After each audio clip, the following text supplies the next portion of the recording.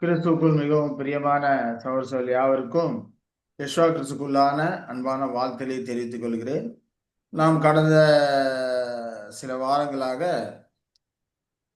கட்டப்பட்டு சோதிக்கப்பட்ட இரு வீடுகள் அப்படிங்கிற காரியத்தை குறித்து நாம பார்த்து கொண்டிருக்கிறோம். அந்த இந்த காரியங்கள் தேவ ஏற்பாடுலேயே வந்திருக்குது. தேவ ஏற்பாடு செப்டம்பர் அக்டோபரில் 2001 வருஷத்துல அது வந்திருக்குது. பக்க எண் 964. கட்டப்பட்டு சோதிக்கப்பட்ட இரு வீடுகள் அப்படிங்கிற காரியங்களை குறித்து நாம் கடந்த 2 வாரமாக பார்த்துருக்கோம். இது பாகம் 3, கட்டப்பட்ட சோதிக்கப்பட்ட இரு வீடுகள் அப்படிங்கிறப்ப இது 3வது பாகமாக தொடர்ந்து நாம் 3வது வாரமாக பார்க்கிறோம். இப்போ இது வரைக்கும் நம்ம பார்த்ததை நம்ம கொஞ்சம் ஞாபகப்படுத்திக்கிட்டோம்னா நல்லதுன்னு தோணுது. இப்போ இதற்கு நம்ம எடுத்திருக்கிற வேத வசனம் என்னன்னு பார்த்தோம்னா மத்தேயு 7ஆம் அதிகாரம் 24லேருந்து 27 வரைக்கும். ஆகையால் நான் சொல்லி இந்த வார்த்தைகளை கேட்டு இவைகளின்படி செய்கிறவன் எவனோ அவனை கண்மலையின் மேல் தன் வீட்டை கட்டின புத்தியில மனுஷனுக்கு ஒப்பிடுவேன். பெருமலை சொரிந்து பெரு வெள்ளம் காற்றடித்து அந்த வீட்டின் மேல் மோதியும் அது விழவில்லை. ஏனென்றால் அது கண்மலையின் மேல் அஸ்திவாரம் போடப்பட்டிருந்தது. நான் சொல்லிய இந்த வார்த்தைகளை கேட்டு இவைகளின்படி செய்யாதிருக்க எவனோ அவன் தன் வீட்டை மணலின் மேல் கட்டின புத்தி இல்லாத மனுஷனுக்கு ஒப்பிடப்படுவான். பெருமலை சொரிந்து பெரு வெள்ளம் காற்று அடித்து அந்த வீட்டின் மேல் மோதின போது அது விழுந்து முழுவதும் அழிந்தது என்றார் என்று சொல்லி ஒரு உபமானம் அங்கே சொல்றான்னு சொல்லி பார்க்கிறோம். அப்ப இந்த காரியங்கள் தான் ஒரு யெஷுவாவின் வார்த்தைகளை கேட்டு அதன்படி செய்கிறவன் செய்யாதவன் அப்படிங்கிற காரியம் பார்த்து கொண்டு இருக்கிறோம். ஒருத்தன் புத்தியில ஒன்றா இருக்கிறான், இன்னொருத்தன் புத்தி இல்லாதவனா இருக்கிறான். இப்போ 2 பேருமே பில்டிங் கட்டுறாங்க, 2 பேருமே வீடு கட்டுறாங்க. ஆனால் செய்தவன் செய்யாதவன் என்று அங்கே சொல்லும்போது யெஷுவாவின் வார்த்தைகளை கேட்டு ஒருத்தன் செய்தவன் அப்படிங்கிறாரு. செய்தவன் கண்மலையின் மேலே வீட்டை கட்டின புத்தியில மனுஷனா இருப்பான். செய்யாதவன் மணல் மேல் கட்டின புத்தி இல்லாதவனா இருக்கிறான்னு சொல்லி ஆண்டவர் சொல்லும்போது வார்த்தைகளை கேட்டதுக்கு அப்புறமும் இந்த வீடு கட்ட ஆரம்பிக்கிறதுக்கு முன்னாலையும் அவன் ஒரு காரியத்தை செய்யறான். அது என்ன அந்த அந்த காரியத்தை செய்யறான் செய்யாதவன் அப்படிங்கிறத பொறுத்து தான் புத்தி இல்லவன் புத்தி இல்லாதவன் அப்படிங்கிற காரியம் வருது. புத்தி இல்லவன் புத்தி இல்லாதவன் அப்படிங்கிற காரியத்தை எப்போ அவங்க தெரிய வருது? மழை வெள்ளம் காற்று அடிக்கும் போதுதான் ஒரு வீடு நிலைச்சு நிற்கிறது, இன்னொரு வீடு விழுந்து போயிட்டு, புத்தி இல்லாதவன் கட்டின வீடு விழுந்து போயிட்டு அப்படின்னு சொல்லி நாம பார்க்க. ஏன்னா அவன் மணலின் மேல் கட்டி இருக்கிறான், அதனால அது விழுந்து போயிட்டு அப்படின்னு சொல்லி நாம பார்க்கிறோம். சரி, அப்ப புத்தி இல்லவன் புத்தி இல்லாதங்கிறப்ப இது யாருக்கு அடையாளமா இருக்குன்னா சிறுமந்தை வகுப்பார் அல்லது திரள் கூட்ட வகுப்பாருக்கு அடையாளமா இருக்கு. நாம பார்க்கறது தனிப்பட்ட நபர், சிறுமந்தை வகுப்பார் தனிப்பட்ட நபர் புத்தி உள்ளவர்களா இருக்கிறாங்க. இன்னொருத்தவங்க பார்த்தோம்னா புத்தி இல்லாதவர்களா இருக்காங்க. தனிப்பட்ட நபர் எப்படி கட்டுறாங்க அப்படின்னு சொல்லி நம்ம பார்க்கிறோம். இதே லூக்காவில் சொல்லும்போது அவர் என்ன சொல்றாருன்னா, ஆழமாய் தோண்டி கற்பாறை மேல் அஸ்திபாரம் போட்டு வீடு கட்டுற மனுஷனுக்கு ஒப்பாயிருக்கிறான். ஒருத்தன் நல்லா ஆழமாய் தோன்றான், தோண்டி கற்பாறை மேல் வீடு கட்டுறான், அது கண்மலையின் மேல அஸ்திவாரம் போடப்பட்டிருக்கு. இன்னொருத்தன் அப்படி தோண்டலை, அவன் மணலின் மேல அவன் வீடு கட்டியிருக்கிறான், மேலாவே வீடு கட்டியிருக்கிறான். ஒருத்தன் ஆழமா தோண்டி என்ன பண்றான், அந்த ஃபைல் பவுண்டேஷன் போட்ட மாதிரி கற்பாலை கட்டுறான். இன்னொருத்தன் அப்படியே மேலோட்டமா கட்டுறான், அந்த ஆழமா தோண்டல மேலோட்டமா கட்டுறான். இதுதான் செய்தவன் செய்யாதவன்.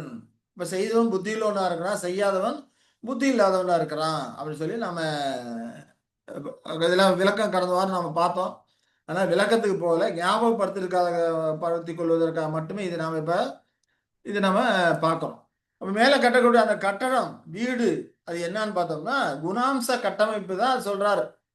அந்த குணாம்ச கட்டமைப்பை பேதுரு சொல்லும் போது விசுவாசத்தோட தைரியத்தையும், தைரியத்தோட ஞானத்தையும், ஞானத்தோட இச்சையடக்கத்தையும், இச்சையடத்தோட பொறுமையும், பொறுமையோட தேவபக்தியும், தேவபக்தியோட சகோதர சிநேகத்தையும், சகோதர சிநேகத்தையும் அன்பையும் கூட்டி வழங்குங்கள் என்று சொல்லுகிற அந்த குணாம்ச கட்டமைப்பு தான் அந்த பில்டிங்கா இருக்குது.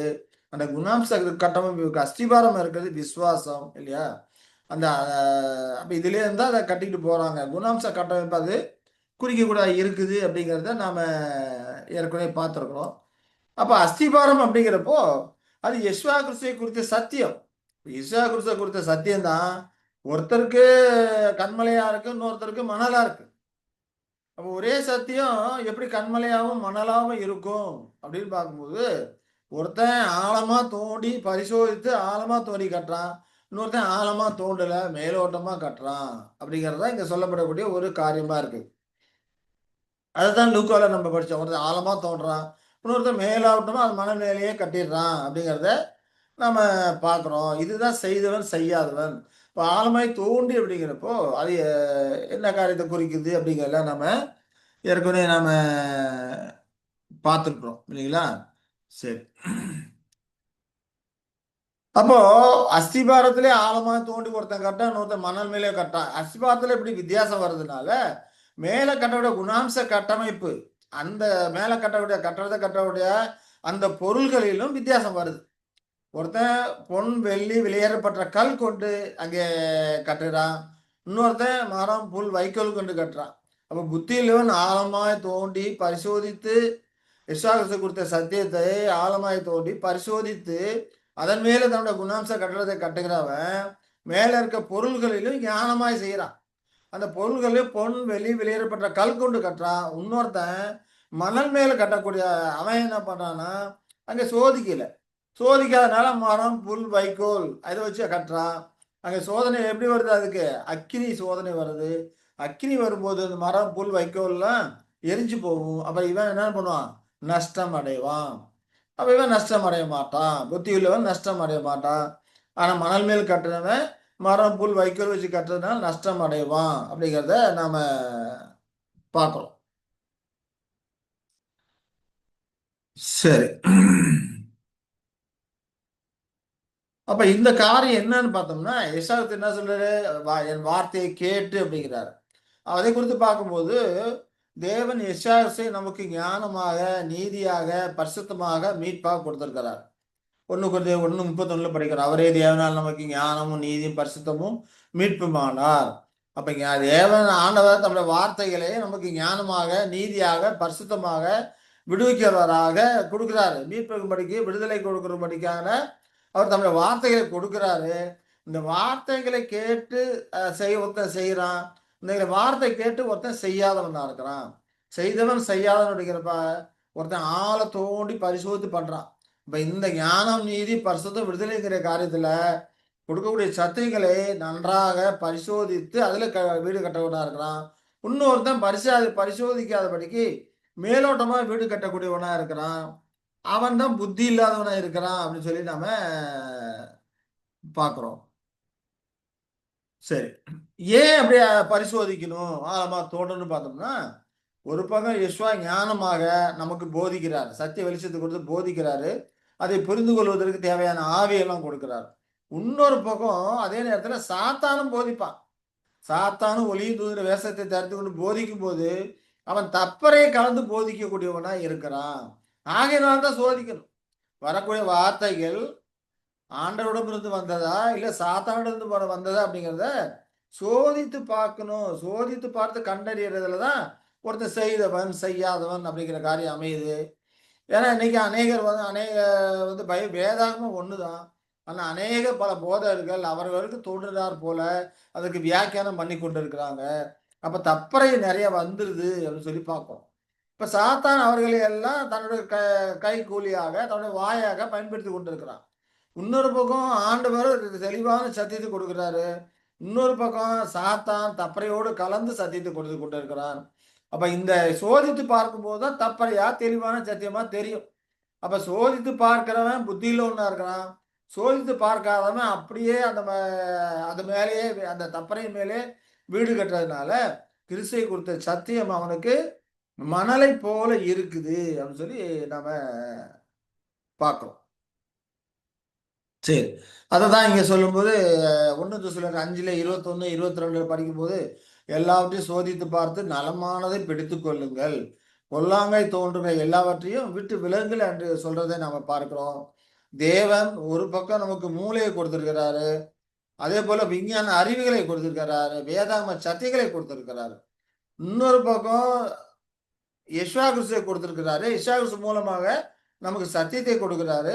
அப்ப யெஷுவா கிறிஸ்து மூலமா வரக்கூடிய அந்த சத்தியத்தை தேவன் நமக்கு கொடுத்துருக்கிற மூளையின் பிரகாரமாக ரீசனபிளா இருக்கிறதா, சரி எது தப்பு எது சோதித்து பார்ப்பதற்கான காரியங்களை மூளையை நமக்கு கொடுத்துருக்கிறார்.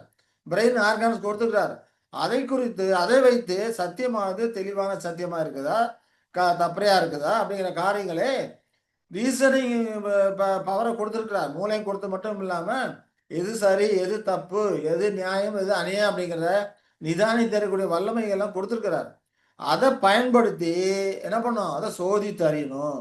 அதே போல சத்தியமா காரியங்களானது அது ஃபேக்சுவல்னஸா இருக்கான்னு சொல்லி பார்க்கணும். உண்மை நிகழ்வுகளுக்கு விஞ்ஞான உண்மைகளுக்கு இசை இணக்கமா இருக்கான்னு பார்க்கணும். அதே போல இன்னொரு பக்கம் வேதாகம போதனைகளுக்கு வேதாந்தத்தை ஆண்டவர் கொடுத்திருக்கிறாரு. இன்னொரு பக்கம் சொல்லக்கூடிய சத்தியங்கள் எந்த போதகர் சொன்னாலும் சரி, அவர்கள் சொல்லக்கூடிய சத்தியங்கள் வேத வசனங்களுக்கு இசைவா இருக்கான்னு சொல்லி ஸ்கிரிப்சுவல்னஸா இருக்கான்னு சொல்லி அதையும் சோதிக்கணும். அப்ப சோதிக்கிறது 3 விதமாக சோதிக்கணும். ரீசனிங் பவர் இருக்கான்னு பார்க்கணும், ஃபேக்சுவல்னஸா இருக்கான்னு பார்க்கணும், ஸ்கிரிப்சுவல்னஸா இருக்கான்னு பார்க்கணும். இப்படி சோதித்து ஏற்றுக்கொள்ளும் போது அவன் புத்தியுள்ளவனாக இருக்கிறான், புத்திசாலித்தனமாக வீடு கட்டுகிறான். சோதிக்காதவன் மணலின் மேல் கட்டின புத்தி இல்லாதவனாக இருக்கிறான் அப்படிங்கிறத இதுக்கான விளக்கங்களை கடந்த காலத்துல நம்ம பார்த்துருக்கோம். இப்போ புத்தி இல்லாதவன் ஏன் அப்படியே கட்டுறான், சொல்றத ஏன் அப்படியே ஏற்றுக்கொள்ளலாம் நம்புறான் அப்படின்னு சொல்லி பார்த்தோம்னா, அவனுக்குள்ள சில குண இயல்புகள் இல்லை, நற்குணங்கள் இல்லை. நற்குணம் இருந்ததுன்னா அவன் சோதிச்சு பார்ப்பான். என்ன நற்குணங்கிறது என்ன, மற்றவர்கள் நன்மை செய்ய வேண்டும் என்கிற விருப்பம் இல்லையா? அதை ஒரு மனிதன் இருக்கிறான், நம்ம இருக்கிறோம் அப்படின்னா எந்த விதத்தெல்லாம் மற்றவர்களுக்கு பிரயோஜனப்படுற மாதிரி இருக்கணும். அதுதான் குட்னஸ் அப்படின்னு சொல்லி சொல்றது. அப்ப அந்த மாதிரி அந்த நற்குணம் கொஞ்சம் கூட இல்லை. நீதி மேல் பசிதாகம் கிடையாது, ஒரு நேர்மை கிடையாது, ஹியூமிலிட்டி கிடையாது, மனத்தாழ்மை கிடையாது, மீக்னஸ் கிடையாது. இந்த குணப்பண்புகள்லாம் கொஞ்சம் கொஞ்சம் இருந்ததுன்னா அவங்க நிச்சயமா என்ன பண்ணுவாங்க, சோதித்து பார்ப்பாங்க. சோதித்து பார்த்து புத்திசாலித்தனம் இருப்பாங்க. இந்த குணப்பண்புகள் இல்லாததுனால அவங்க சோதிக்க பார்க்கறதில்ல. இப்ப இந்த குணப்பண்புகள் இருக்கிறவங்க சோதிக்கிறாங்க. எப்படி சோதிக்கிறாங்க?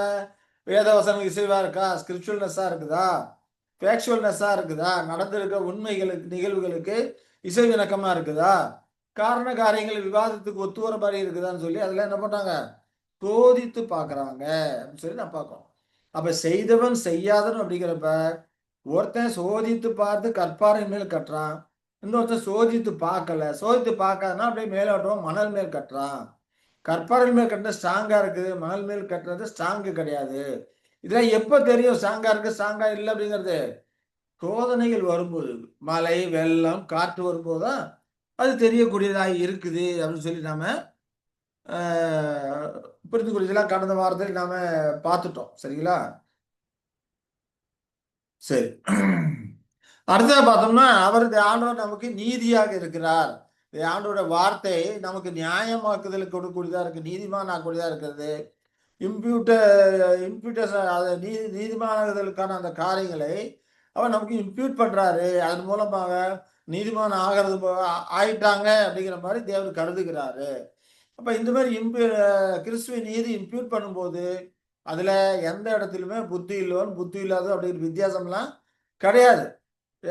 ஒரு பிரச்சனை பண்ணும்போது அவனை தேவனை பிரச்சனை அங்கீகரித்து அவனை நீதி நியாயமாக்குகிறார். அந்த நியாயமாக்கூட காரியங்கள புத்தி இல்லவன் புத்தி இல்லாத அப்படிங்கிற எந்த ஒரு வித்தியாசமுமே அங்க கிடையாது. வித்தியாசம் எப்போ வருது, சோதித்து பார்த்து செய்யறானா செய்யலையா அப்படிங்கிற காரியத்துல வித்தியாசம் வருது. ஏன்னா யெஷுவா சத்தியத்தை கொடுக்கிறார். சத்தியத்தை கொடுக்கும்போது ஸ்பிரிச்சுவல்னஸா இருக்கா, ஃபேக்சுவல்னஸா இருக்கா, ரீசனபிள்னஸா இருக்கான்னு சொல்லி சோதித்து பார்க்கும்போது அது நீதியை மட்டுமே அனுமதிக்கக்கூடியதா இருக்குது. இப்ப நீதியை மட்டும் அனுமதிக்கும் போது அவங்களோட மனசாட்சி பலமா இருக்குது. அந்த மனசாட்சின்னு எது சொல்றோம் நாம, எது சரி எது தப்பு எது நீதி எது அநியாயம் அப்படிங்கிற காரியம் எல்லாம் நம்ம மூளையில தீர்மானித்து வைத்திருக்கிறோம். அந்த தீர்மானங்கள் தான் மனசாட்சி. அப்ப அந்த மனசாட்சி நீதியை மட்டுமே அனுமதிக்கும். இப்ப நீதியை மட்டுமே அனுமதிக்கும் போது அந்த மனசாட்சி பலமா இருக்குது. நீதியை மட்டும் அனுமதிக்கும் போது அது தேவ சித்தமா இருக்கிறது. தேவ சித்தத்துல களி கூறக்கூடியவர்களா இருக்கிறாங்க. யாரு? சோதித்து பார்த்து அதை ஏற்றுக்கொள்ளும் போது அவர்களுக்கு அது நீதியா இருக்கிறது. தேவ சித்தத்தை அது தேவ சித்தமா இருக்குது. ஆனா இன்னொரு பக்கம் சாத்தான் தப்பறைகளை கொடுக்கிறான் இல்லையா? ஏன்னா சாத்தானும் ஒளியும் தூண வேஷத்தை தரித்து கொள்வானே அப்படிங்கிறது போல இவனும் அனைவர தப்பறையான காரியங்களை கொடுக்கிறான். தப்பறையான காரியங்களை கொடுக்கும்போது வெறுமனே தப்புற மட்டுமே சொல்ல மாட்டான், சத்தியத்தோட கலந்துதான் கொடுப்பான். சத்தியத்தோட கலந்து கொடுக்கும் போது அகைனால் தான் என்ன பண்ணும், இதை சோதித்து பார்க்கணும். அப்ப இதை சோதித்து பார்க்க அப்படியே ஏற்றுக்கொண்டோமானால் தப்பறை என்ன பண்ணுது, அங்க அநீதியான காரியங்களா ஆகுது, அநீதியை அனுமதிக்கக்கூடியதா இருக்குது. இங்க போறவன் சோதித்து பார்க்கறதுனால இது தப்பறையே அனுமதிக்காம இங்கே ஃபில்டர் பண்ணிடுறான். ஸ்கிரிச்சுவல்னஸ், ஃபேக்சுவல்னஸ், ரீசனபிள்னஸ், வேத வசங்கள் இசைவிணக்கமா இருக்கா, உண்மை நிகழ்வு இசைவிணக்கமா இருக்கா, விவாதத்துக்கு ஒத்து வரதா இருக்குதா அப்படிங்கிற மாதிரி இங்கே ஃபில்டர் பண்ணதுனால தப்பறையை அனுமதிக்கல. ஆனா இவன் சோதிக்காதனால தப்பறை அனுமதிச்சிடுறான். தப்பறை அனுமதிக்கிறதுனால அது அநீதியான காரியமா இருக்குது. அநீதியான காரியம் பாவமா இருக்குது. சுயநலமாக, உலகத்தனமாக, சுயசித்தமா இருக்குது அப்படின்னு சொல்லி பார்க்கிறோம். இப்படிப்பட்டவர்கள் தான் டபுள் மைண்டடா இருக்கிறான், இருமனம் உள்ளவர்களா இருக்கிறான். ஏன்னா சத்தியத்தும் இருக்கு, தப்பறையும் இருக்குது. ரெண்டையுமே ஏற்றுக்கொள்ளக்கூடியவர், சத்தியத்தை ஏற்றுக்கொள்றாங்க, அதுல கூட தப்பறையும் ஏற்றுக்கொள்ளக்கூடியவர்களா இருக்கிறாங்க. டபுள் மைண்டடா இருக்கிறாங்க அப்படின்னு சொல்லி பார்க்கிறோம். ஆனா இங்க வர்றவங்க சத்தியத்துக்கு நீதி மட்டும் அனுமதிக்கக்கூடியதா இருக்குது. நீதி அனுமதிக்க மூலமாக ஒரு இவருடைய நிமிஷம். இப்ப இந்த இடத்துல டபுள் மைண்டட்ன்றதுக்கு அந்த வெளிப்படுத்தல் விஷயம் சொல்லுவ அந்த வசனத்தை சொல்லாமா, அனலும் இல்லாத குளிரும் இல்லாத வாழ்க்கைன்னு. ஆமா, அதுதான். அதெல்லாம் ஏற்கனவே நம்ம சொல்லிட்டோம். இதெல்லாம் கடந்த வாரம் ஞாபகப்படுத்துறதுக்காக இப்ப இதெல்லாம் கொஞ்சம் எக்ஸ்பிளைன் பண்ணிட்டு போறோம். சரிங்களா? Okay okay okay okay. ரொம்ப இதெல்லாம் ஸ்பீடா முடிஞ்சிருச்சு. போகாதீங்க. நீங்க இதெல்லாம் கொஞ்சம் ஸ்பீடா போகாதீங்க, கொஞ்சம் பொறுமையாவே சொல்லுங்க. சரி. ம். இது கொஞ்சம் டபுள் மைண்டடா இருக்கக்கூடியவர்களாக இருக்கிறாங்க. அதான் வெளிப்படுத்தினாமத்துல சொல்லப்படுவது போல, குளிருமின்றி அனலுமின்றி வெதுவெதுப்பாக இருப்பதனால் வாந்தி பண்ணி போடுவேன் அப்படிங்கிறாரு. யாக்கோபு சொல்லும்போது இருமனம் உள்ளவன் தன் வழிகள் எல்லாம் நிலையற்றவனா இருக்கிறான் அப்படின்னு சொல்லி சொல்றாரு இல்லைங்களா? அப்படிப்பட்டவர்களா இருக்கிறாங்க. ஆனா இங்க தேவ சித்தத்தை ஏற்றுக்கொள்ளும் போது தேவ சித்தத்துல அவர்கள் களி கூறுகிறாங்க, பூரிப்படைகிறாங்க. தேவ சித்தத்துல களி கூறும் போது நல்ல போராட்டத்தை போராடக்கூடியவர்களா இருக்காங்க. தேவ சித்தத்துக்கு இணக்கமாக நல்ல போராட்டத்தை போராடக்கூடியவர்களா இருக்கிறாங்க. இவர்கள் தான் வெற்றி பெறக்கூடியவர்களா இருக்காங்க. இவர்கள் கட்டின அந்த குணாம்ச கட்டமைப்பு ஸ்ட்ராங்கா இருக்குது. காரணம் என்ன? தேவ சித்தத்தின்படி சோதித்து பார்த்து அனுமதிச்சதுனால இதெல்லாம் ஸ்ட்ராங்கா இருக்குது. சோதித்து பார்க்காதனால இது பலகீனமா இருக்குது அப்படிங்கிறத நாம பார்க்கணும். சரிங்களா? சரி. எனக்கு நம்முடைய எண்ணங்கள, சிந்தனைகள்ல ஒரு பக்கம் ஆண்டவர் சத்தியத்தை கொடுக்கும் போது நீதியா இருக்குது. இன்னொரு பக்கம் சாத்தான் தப்பறையை கொடுக்கும் போது அது அநீதியான காரியங்கள் இருக்குது. அநீதியான காரியங்கள் தப்பறையா இருக்குது. நீதியான காரியங்கள் சத்தியமா இருக்குது. இப்ப நீதிக்கு ஏற்ப நம்முடைய நடவடிக்கைகள் இருக்கும்போது நம்ம நியாயமாக்கப்பட்டவர்களாக கிறிஸ்துவ நீதியை தரித்து கொண்டவர்களா இருக்கிறோம்.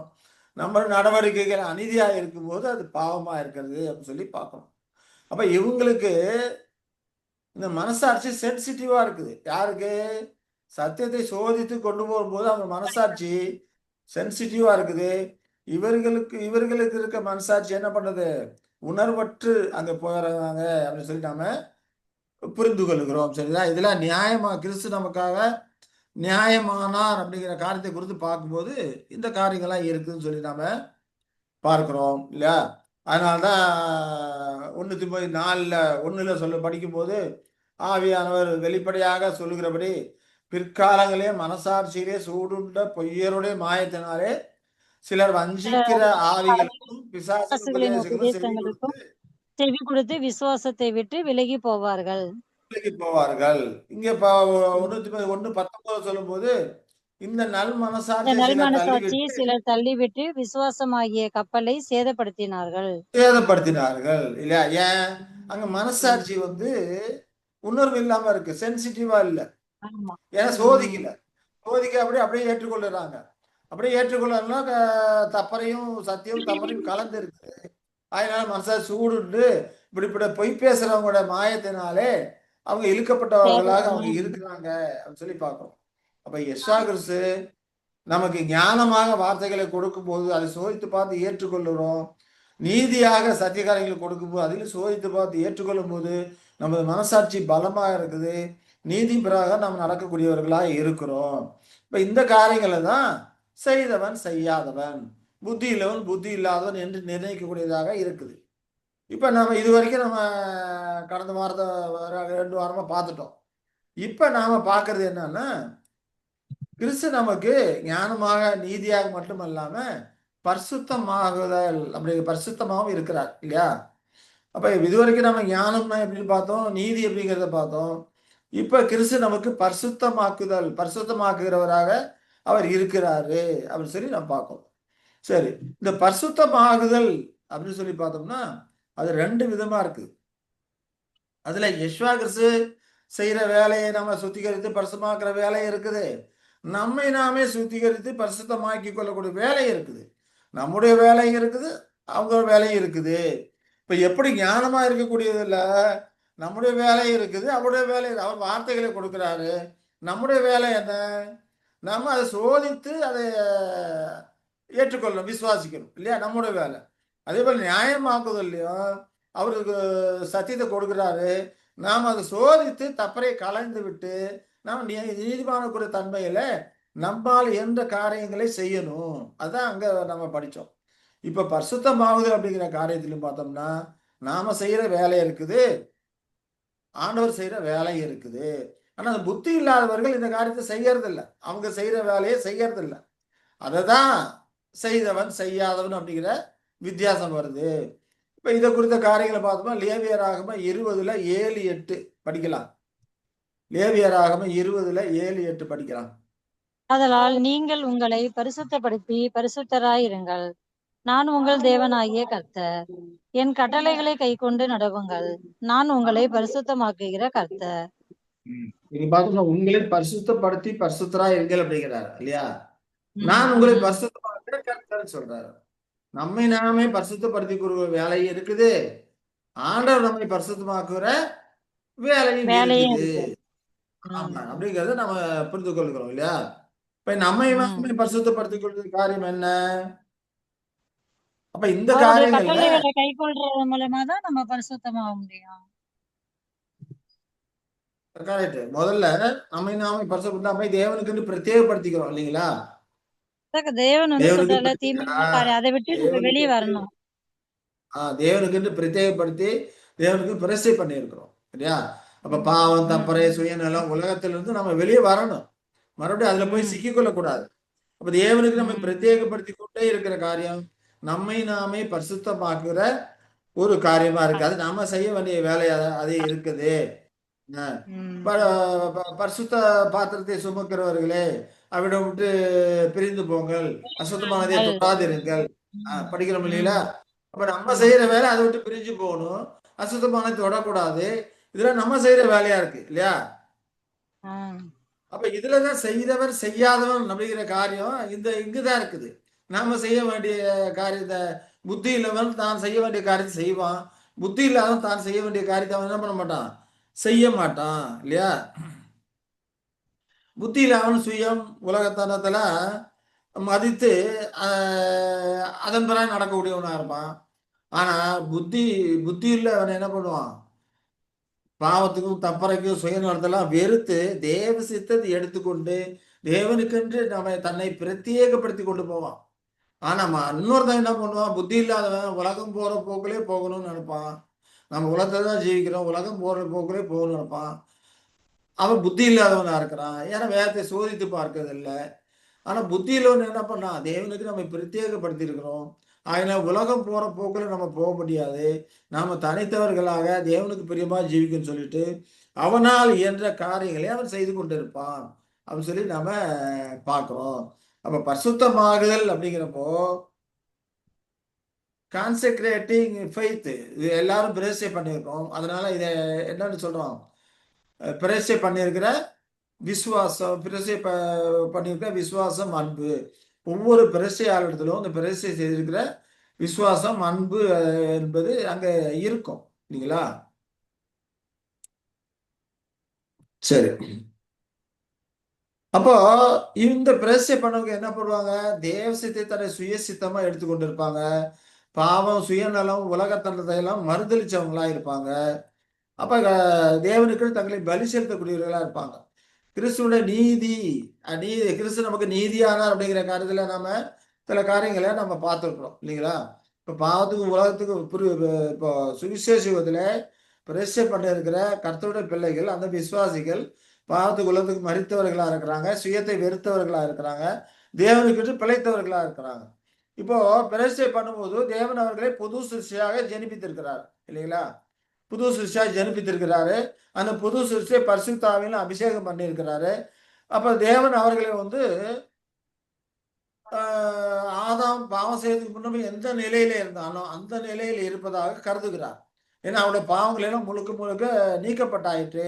அவர்களுக்கு பரிசுத்தாவி கொடுக்கப்பட்டிருக்குது. புது சிருஷ்டியா ஜெனிப்பிக்கப்பட்டிருக்கிறாங்க. பழைய மாம்சீகம் ஆதாமுக்குள்ளான அந்த பழைய மாம்சீகமானது தேவனுடைய பார்வையிலே மரித்ததாக கருதப்படுகிறது. மரித்து போனதாக எண்ணப்படுகிறது. இப்ப அவங்க என்ன பண்ணணும்? அவர்கள் தங்களை பலி செலுத்தணும். தேவனுக்கு இருக்க ஜீவ பலியாக பலி செலுத்தணும். அந்த காரியங்களை தான் இங்க ஏரோமார்கள் கொடுத்திருக்காங்க. தங்களை பலி செலுத்தணும். எதை பலி செலுத்தணும்? கிறிஸ்து மூலமாக பெற்ற அந்த உரிமைகளை, ஜீவனுக்கு ஆதார உரிமைகள் இல்லையா? இப்ப தேவன் அவர்கள் எப்படி கருதுகிறாரு? பாவம் இல்லாதவர்களாக கருதுகிறாரு. ஆதாம் மூலம் இழந்து போன காரியங்கள் எல்லாம் மீட்டு பெற்றதாக கருதுகிறாரு. அப்படிப்பட்ட ஜீவன் உள்ளவராக கருதக்கூடிய அந்த நிலையை அவர்கள் பலி செலுத்தணும். அப்ப பலி செலுத்தணும். அதே சமயத்துல அவர்களுக்குள்ள இருக்க அந்த புது சிருஷ்டி இது பலி செலுத்த இது டெவலப் ஆகிக்கிட்டே போய் கொண்டிருக்கும். அப்ப இது புது சிருஷ்டி வளர்ந்து கொண்டே இருக்கணும். அந்த கிறிஸ்துக்குள்ளான அந்த மாம்சீகம் இல்லையா?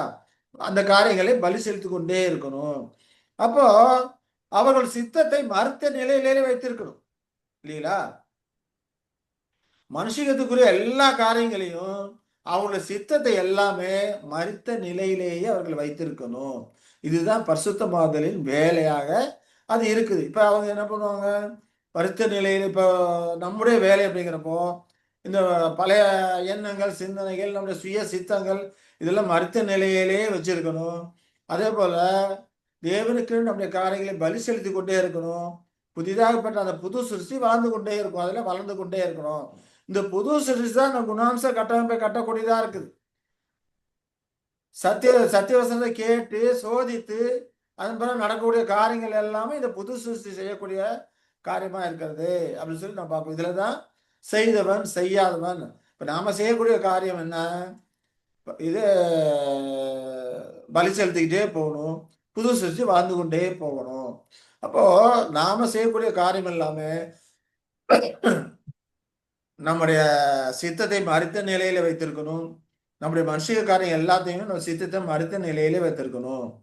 அப்ப பலி செலுத்துவதற்கு தேவையான காரியங்களை இதற்கு தேவையான சத்தியத்தை யார் கொடுப்பா? ஆண்டவர் கொடுப்பார் இல்லையா? உங்களுடைய வசனத்தினாலே அவர்களை பரிசுத்தமாக்கும். உங்களுடைய வசனமே சத்தியம் அப்படின்னு சொல்லி நம்ம படிக்கிறோம் இல்லைங்களா? அப்போ ஆண்டவர் நாம நம்மை கழுவி கொள்ளும்படிக்கும் சுத்திகரித்து கொள்ளும்படிக்கும் தேவையான சத்தியத்தை அவர் நமக்கு கொடுக்கக்கூடியவரா இருக்கிறாரு. அதே போல சத்தியத்தை புரிந்து கொள்ளும்படி தமது ஆவியையும் கொடுக்கிறாரு. சத்தியத்தை புரிந்து கொள்ளவும் அந்த சத்தியத்தின்படி நடப்பதற்கு தேவையான பலனையும் சத்துவத்தையும் கொடுக்கிறாரு. புரிந்து கொள்வதற்கு தேவையான ஆவியை கொடுக்கிறாரு. அதற்கு ஏற்ற சூழ்நிலைகளை பராமரிப்பையும் கொடுக்கிறார். அப்ப ஆண்டவர் நான் பரிசுத்தமாவது அப்படிங்கிற காரியத்துல ஆண்டவர் நமக்கு செய்யற காரியம் வார்த்தையை கொடுக்கிறாரு, ஆவியை கொடுக்கிறாரு, பரிபாலனத்தை கொடுக்கிறாரு. நாம செய்ய வேண்டிய காரியங்கள்லாம் பிரச்சனை ஓட்டத்தை ஓடணும். உலகத்திலிருந்து நம்மை பிரித்து எடுத்து தேவ சித்தத்தை செய்யக்கூடியவர்களாக, நம்ம பலி செலுத்தக்கூடியவர்களாக, பழைய மாம்சிகத்தையும் அந்த சித்தங்கள் எல்லாத்தையும் என்ன பண்ணோம்? அந்த மறித்த நிலையிலே நம்ம வச்சிருக்கணும். இது நாம செய்ய வேண்டிய வேலையாக அது இருக்குது அப்படின்னு சொல்லி நாம புரிந்து கொள்ளுகிறோம். அதுதான் இங்க நாம ஏற்கனவே பார்த்தோம். நீதி அப்படிங்கிற காரியத்துல நாம ஏற்கனவே பார்த்திருக்கோம் இல்லையா? இப்ப யெசுவா வார்த்தையை கொடுக்கிறாரு, இங்க வார்த்தையை கொடுக்கிறாரு இல்லையா? யெசுவா வார்த்தையை கொடுக்கிறாரு. வார்த்தையை கொடுக்கும்போது பரிசோதித்து அந்த வேத வாசகங்களை பரிசோதிக்கும் போது கிறிஸ்டுவல்னஸா இருக்கா, ஃபேக்சுவல்னஸா இருக்கா, ரீசனபிள்னஸா இருக்கான்னு சொல்லி பரிசோதிக்கும் போது அது நீதியை மாத்திரம் அனுமதிக்கக்கூடியதாக அது இருக்குது. அது தேவ சித்தமா இருக்குது. இது மனசாட்சியாக இருக்குது. மனசாட்சி பலமுள்ளதாக அங்கே ஆக்கப்படுகிறது. இப்ப சாங்டிபிகேஷன் அப்படிங்கிறப்போ தேவ சித்தத்திலே களி கூறக்கூடியவர்களா இருக்கும்.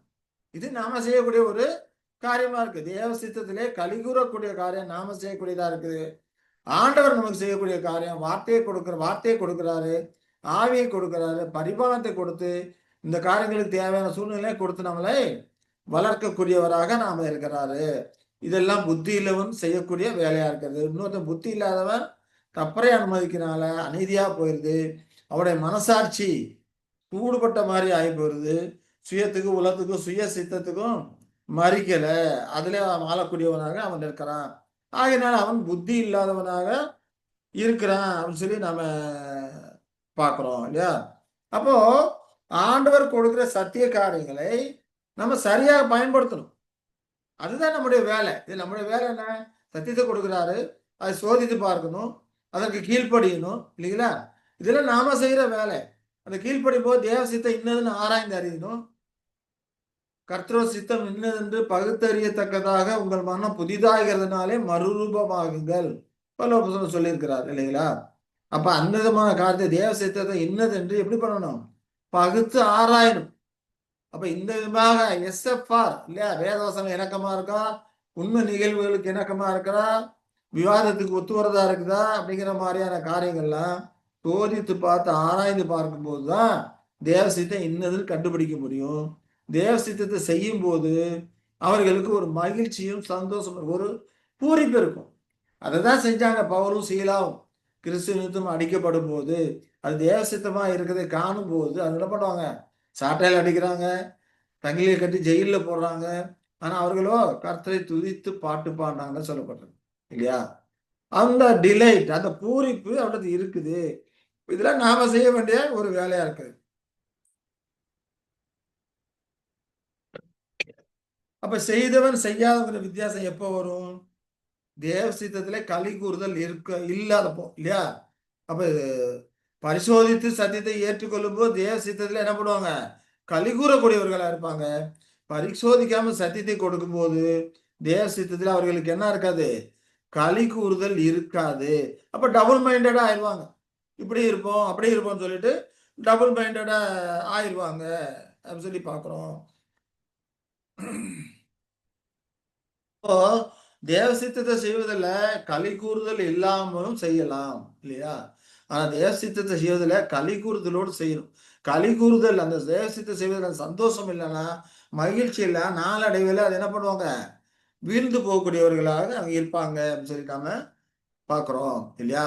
எப்போ அவர்கள் களி கூறுதல் வரும் இல்லாம போகும்? தேவ சித்தத்தை செய்வதில் களி கூறுதல் சில நேரங்களில் வரும், சில நேரங்களில் இல்லாம போகும் இல்லையா? எப்போ வரும் எப்போ இல்லாம போகும் பார்த்தோம்னா, சௌகரியமான சூழ்நிலைகள் வரும், சில நேரத்தில் அசௌகரியமான சூழ்நிலைகள் வரும் இல்லையா? சௌகரியமான சூழ்நிலை உதாரணத்தை பார்த்தோம்னா, நல்ல அறிக்கை நம்மளை கொடுத்த குட் ரிப்போர்ட் வருது. குட் ரிப்போர்ட் வரும்போது சந்தோஷமா இருக்கும். என்ன வரும்? சந்தோஷமா இருக்கும் இல்லையா? நல்ல அறிக்கை, நல்லா பேச. இப்போ உதாரணத்துக்கு பார்த்தோம்னா, நல்லா பைபிள் படிக்கிறீங்க, நல்லா பேசுறீங்க சத்தியத்தை கொடுத்து, அப்பெல்லாம் ஒரு குட் ரிப்போர்ட் வரும்போது நமக்கு சந்தோஷமா இருக்கும், ஆரோக்கியமா இருக்கும், மகிழ்ச்சியா இருக்கும். நம்ம போற காரியங்கள்லாம் நிறைய வெற்றி கிடைக்கும், செழிப்பு இருக்கும் இல்லையா? நம்ம காரியங்கள்லாம் வாய்ப்பு பண்ணிக்கும் போது லாபமா இருக்கும். இந்த சௌகரியமான சூழ்நிலைகள் வரும்போதெல்லாம் இப்படிப்பட்ட சந்தோஷம் மகிழ்ச்சி எல்லாமே இருக்கும். ஆனா அசௌகரியமான சூழ்நிலைகள் வரும்போது தீதான அறிக்கை, நீங்க பேசுறது சரி கிடையாது, இதுல தப்பற கலந்து வருது, இப்படி வருது அப்படிலாம் சொல்லும்போது அங்க என்னது? ஒரு தீதான அறிக்கை வரும்போது அங்க என்ன வரும்? வருத்தம் வரும் இல்லையா? ஆரோக்கியமின்மை வரும், வேதனை வரும். சில நேரங்களில் நமக்கு தோல்விகள் வரக்கூடியதா இருக்கும், சரிவு இருக்கக்கூடியதா இருக்கும், சில காரியங்கள் நமக்கு நஷ்டம் ஏற்படக்கூடியதா இருக்கும். இதெல்லாம் என்னது? அசௌகரியமான சூழ்நிலைகள் இல்லையா? அப்போ இந்த செய்கிறவன் என்ன பண்ணுவான்? இந்த சௌகரியமான சூழ்நிலைகள் வரும்போதும் தேவசித்தை செய்து மகிழ்ச்சியா இருப்பான். அசௌகரியமான சூழ்நிலைகள் ஏற்படும் போதும் தேவ சித்தத்தை செய்து மகிழ்ச்சியா இருப்பான். அதுதான் பவுலும் சீலாவும் செஞ்சாங்க. பவுலும் சீலாவும் சாட்டையில் அடிச்சு சிறைச்சாலையில் போடும்போது அது சௌகரியமான சூழ்நிலையா? அசௌகரியமான சூழ்நிலை. இப்ப அசௌகரியமான சூழ்நிலை வரும்போதும் அவர்கள் சந்தோஷமா இருந்தாங்க, மகிழ்ச்சியா இருந்தாங்க, கர்த்தரை துதித்து பாடினாங்க அப்படின்னு சொல்லி பார்க்கிறோம். அந்த செய்யாதவன் இருக்கிறான் இல்லையா, இவன் இந்த அசௌகரியமான சூழ்நிலைக்கு வரும்போது வருத்தப்படக்கூடியவனா இருப்பான், ஆரோக்கியமற்ற ஒரு நிலையில இருப்பான், வேதனையா இருப்பான், தோல்வியா இருப்பான், சரிவு நஷ்டங்கள், இதெல்லாமே அசௌகரியமான சூழ்நிலைகள். இந்த அசௌகரியமான சூழ்நிலைகள் வரும்போது இவன் சோர்ந்து போய்விடுவான். இவன் செஞ்சது என்னது? நிலைக்காது, ஸ்ட்ராங்கா இருக்காது. இதுலதான் செய்தவன் செய்யாதவன் அப்படிங்கிற காரியங்க வருது அப்படின்னு சொல்லி பார்ப்போம். ஆனா சௌகரியம் அப்படின்னு பார்த்தோம்னா, சௌகரியம் அசௌகரியம்னா எதுக்கு? நம்முடைய மாம்சீகத்துக்கு தான் சௌகரியம் அசௌகரியம் எல்லாமே. ஆனா புது சிருஷ்டிக்கு கிடையாது. புது சிருஷ்டிக்கு எல்லாமே சௌகரியம் தான் இல்லையா? ஏன்னா அவருடைய தீர்மானத்தின்படி அழைக்கப்பட்டவர்களா தேவனிடத்தில் அன்பு கூறுவர்களுக்கு சகலமும் நன்மைக்கு ஏதுவா நடக்கிறது. அப்ப புது சிருஷ்டிக்கு எல்லாமே சௌகரியம் தான். இப்ப அசௌகரியம் அப்படிங்கிறப்போ எதற்கு? மாம்சீகத்துக்கு தான் இருக்குது இருக்குது அப்படின்னு சொல்லி பார்க்கிறோம். அப்போ மாம்சத்துல இந்த குட் ரிப்போர்ட் வரும்போது நம்ம மாம்சீகம் சந்தோஷப்படும் இல்லையா? இவில் ரிப்போர்ட் வரும்போதெல்லாம் வருத்தப்படும். நம்ம முதல்ல குட் இவில் சொல்லணும், நன்மை தீமை அப்படிலாம் சொல்றோம் பார்த்தீங்களா? நன்மைனா என்ன, தீமைனா என்ன இல்லையா? யாரா சொல்ல முடியுமா? நன்மை தீமை அப்படின்னு சொல்றோம் இல்லையா? நன்மைனா என்ன, தீமைனா என்ன? நமக்கு சாதகமா நன்மையான காரியங்கள் நடக்கும்போது அது நன்மை. நமக்கு எதிரடையா தீயதான காரியங்கள் நடந்தா அது தீமை. Very good. அதாவது நமக்கு சௌகரியமா இருக்குதுன்னா அது நன்மை இல்லையா? அசௌகரியமா இருக்குன்னா அது நமக்கு தீமை. நமக்கு அசௌகரியமான காரியங்கள்லாம் இருந்ததுன்னா, இப்ப நமக்கு கை வலிக்குது இல்லையா? கை வலிச்சுன்னா நமக்கு சௌகரியமா இருக்குமா? அசௌகரியமா இருக்கும். கையை தூக்க முடியாது, ஒரு பொருளை எடுக்க முடியாது இல்லையா? கஷ்டமா இருக்கும், ம். குறுக்குன்னு குத்திட்டு இருக்கும்.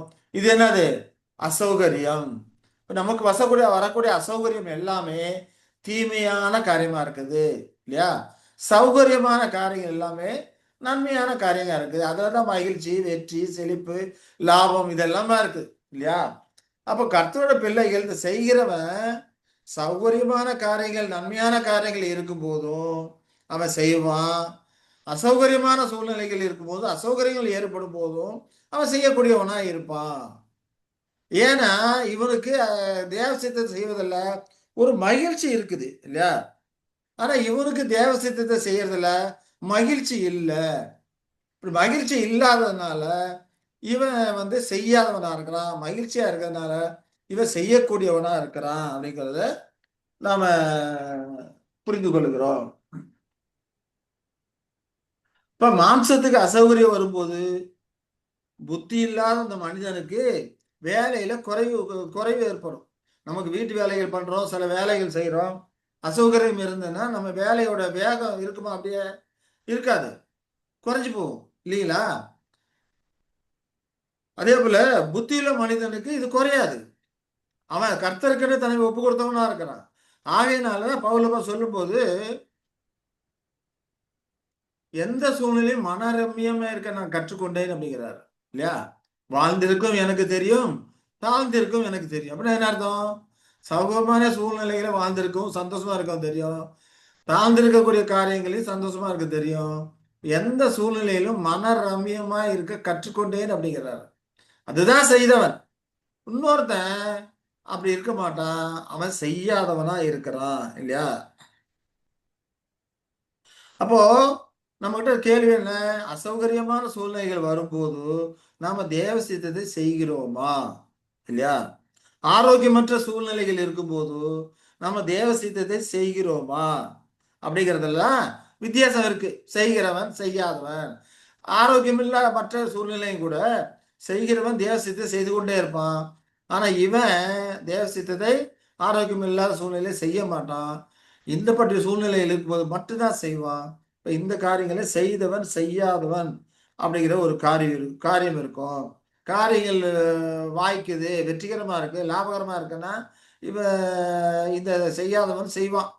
ஆனா நஷ்டமா இருக்குன்னா அந்த காரியங்களை என்ன பண்ண மாட்டான், செய்ய மாட்டான். சத்தியத்தை பிரசங்கிக்கிறது மூலமாக, சத்தியத்தை மற்றவர்கள் எடுத்து செல்வதன் மூலமாக தனக்கு ஒரு லாபம் இருக்குது, தனக்கு ஒரு லாபம் இருக்குது, அதனால நமக்கு நிறைய கிடைக்குது அப்படின்னா இவன் உற்சாகத்தோடு செய்யக்கூடியவனா இருப்பான் இல்லையா? ஆனா அதுல நமக்கு நஷ்டம் தான் வருதுன்னா அவன் செய்ய மாட்டான். ஆனா புத்தி இல்லவன் தனக்கு நஷ்டம் வரக்கூடிய காரியங்களையும் சகித்து செய்யக்கூடியவனா இருப்பான், சந்தோஷமா செய்யக்கூடியவனா இருப்பான். எல்லாம் கர்த்தர் கொடுத்தது, கர்த்தருக்காக செலவு பண்ணுவோம் அப்படிங்கிற மனநிலையில இருப்பான். ஆனா இவன் அப்படி இருக்க மாட்டான். இவன் தனக்கு லாபம் வந்தா மட்டுமே செய்யக்கூடியவனா இருக்கிறான். நஷ்டம் வந்தா அந்த காரியத்தை இவன் என்ன பண்ண மாட்டான், செய்ய மாட்டான் அப்படின்னு சொல்லி நம்ம பார்க்கிறோம். இதுலதான் செய்கிறவன் செய்யாதவன் பரிசுத்தமாகுதல் காரியங்கள்ல இந்த காரியங்கள்லாம் நடக்கக்கூடியதா இருக்குது அப்படின்னு சொல்லி பார்க்கிறோம். யோபு 2:10 படிக்கலாம். யோபு 2:10 என்ன சொல்றார் யோபு? அதற்கு அவன், நீ பைத்தியக்காரி பேசுகிறது போல பேசுகிறாய், தேவன் கையிலே நன்மையை பெற்ற நாம் தீமையும் பெற வேண்டாமோ என்றான். இல்லையா? அப்போ ஆமா. இது கடைசி நேரம் அவனுக்கு வியாதியும் வந்துருச்சு. தலை முதல் ஆமா. உச்சந்தலை முதல் உள்ளங்கால் உள்ளங்கால் வரைக்கும் என்னது பருக்கெல்லாம் நிறைந்து ஓட்டெடுத்து சுரண்டு போயிட்டு இருக்கிறான்.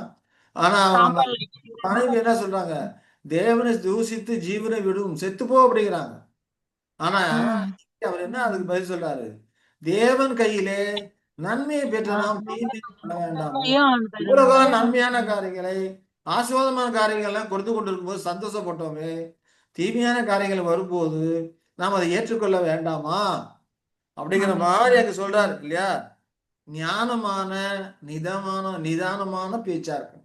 இதெல்லாம் கிறிஸ்தவர்களா நாம் நிறைய படிக்கிறோம், அறிகிறோம். ஆனா நாம இப்படிப்பட்ட சூழ்நிலையில நாம் இப்படி இருக்கிறோமா? நமக்கு ஆரோக்கியமற்ற சூழ்நிலையில, இல்ல அசௌகரியமான சூழ்நிலைகள்ல தேவன் கையை இது வரைக்கும் நன்மையை பெற்றோமே, நல்லா இருந்தோமே, இப்ப இப்படி வந்துச்சுன்னு சொல்லி புலம்பாம இருக்கிறோமா? இல்லையா? அப்ப புலம்பாம இருந்தோம்னா எதுவா இருந்தாலும் தேவசித்தம் அப்படின்னு சொல்லி ஏற்றுக்கொண்டு இருந்தோமானா, அப்ப அந்த இடத்துல அவன் செய்தவனாக இருக்கிறான், புத்தியுள்ளவனா இருக்கிறான். செய்யாதவன் புலம்ப ஆரம்பிப்பான் அப்படிங்கிறத நாம பார்க்கிறோம். இல்லைங்களா? அப்ப இதுவும் தேவனுடைய பரிபாலனம் அப்படிங்கிறத மறந்து விடக்கூடாது. இந்த சூழ்நிலை எல்லாமே தேவன் நமக்கு கொடுக்கிற பரிபாலனம். நமக்கு நன்மைக்கு ஏதுவல்லாத எந்த ஒரு சூழ்நிலைகளையும் தேவன் நமக்கு கொடுக்கவே மாட்டார். இல்லையா? அப்ப நீதியிலும் பரிசுத்தத்திலும் வழி நடத்தும் போது நாம் உடைந்து விடாதபடிக்கு நம்முடைய திராணிக்கு தக்கதாக கொடுக்கிறாரு. இப்ப யோபுக்கு கொடுத்தாருன்னா எடுத்தோடனே போய் அவனை என்ன வேணாலும் மன்னிக்க அப்படின்னு சொல்லி கொடுத்தாரு. முதல்ல அவனுக்கு உண்டானவைகள் மட்டும் வேணா தொட்டுக்க அப்படிங்கிறாரு. இல்லையா? அதற்கு அப்புறம் அவன் இன்னும் ஸ்ட்ராங்கா இருக்கிறான். பலப்படுத்தி ஸ்திரப்படுத்திட்டு அதுக்கப்புறம் தான் அவன் மேல மட்டும் கையை வை. ஆனா அவன் ஜீவனுக்கு எதுவும் டேமேஜ் ஆகக்கூடாதுன்னு சொல்லி ஒரு கண்டிஷன் பேர்ல தான் அங்கே ஆண்டவர் அனுமதி கொடுக்கிறாரு அப்படிங்கிறத நம்ம பார்க்கிறோம். அப்போ கஷ்டமான சூழ்நிலைகள், அசௌகரியமான சூழ்நிலைகள் இருந்தாலும் கூட அதிலே நாம் உடைந்து போய்விடாதபடிக்கு, மனம் தளர்ந்து போய்விடாதபடிக்கு ஆண்டவர் கவனமாக தான் அனுமதிக்கிறார். நம்முடைய சக்திக்கு மீறி எந்த ஒரு சோதனை நமக்கு வராது. சோதனையோடு கூட தப்பிக்கொள்ளும்படியான ஒரு போக்கையும் ஏற்படுத்துவதாக பவுலப்பன் சொல்றதை நம்ம படிக்கிறோம். இல்லைங்களா? அப்போ இந்த விதமான காரியங்கள்ல நாம் ஆண்டவரை குறை கூறினோமானால் அது புத்தீனமான ஒரு காரியமாய் இருக்குது அப்படின்னு சொல்லி பார்க்கிறோம். அப்ப இப்படிப்பட்ட சூழ்நிலையிலும் ஒரு பூரிப்பு வேணும். எதுவாக தான் தேவ சித்தம், எனது நன்மைக்கு எதுவாக தான் இதை அனுமதிக்கிறேன் அப்படின்னு சொல்லிட்டு இப்படிப்பட்ட சூழ்நிலையிலும் ஒரு பூரிப்பு வேண்டும். யார் போல? பவுலும் சீலாவும் செய்தது போல ஒரு பூரிப்பு வேணும், சந்தோஷம் வேணும். இல்லையா? இப்போ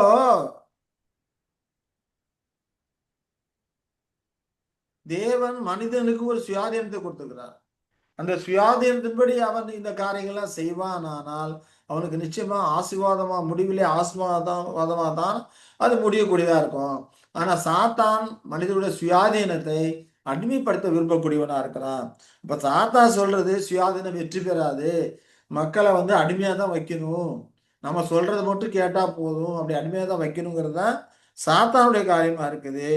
ஆனா தேவனுடைய சித்தம், தேவனுக்கு மனிதனுக்கு சுயாதீனத்தை கொடுத்து அந்த சுயாதீனம் அவனை வெற்றி பெறும் என்று நிரூபிக்கணும். அதுதான் தேவ சித்தமா இருக்குது. யெஷுவா கிறிஸ்து அதை நிரூபித்து காட்டினாரு அப்படின்னு சொல்லி நம்ம பார்க்கணும். இல்லையா?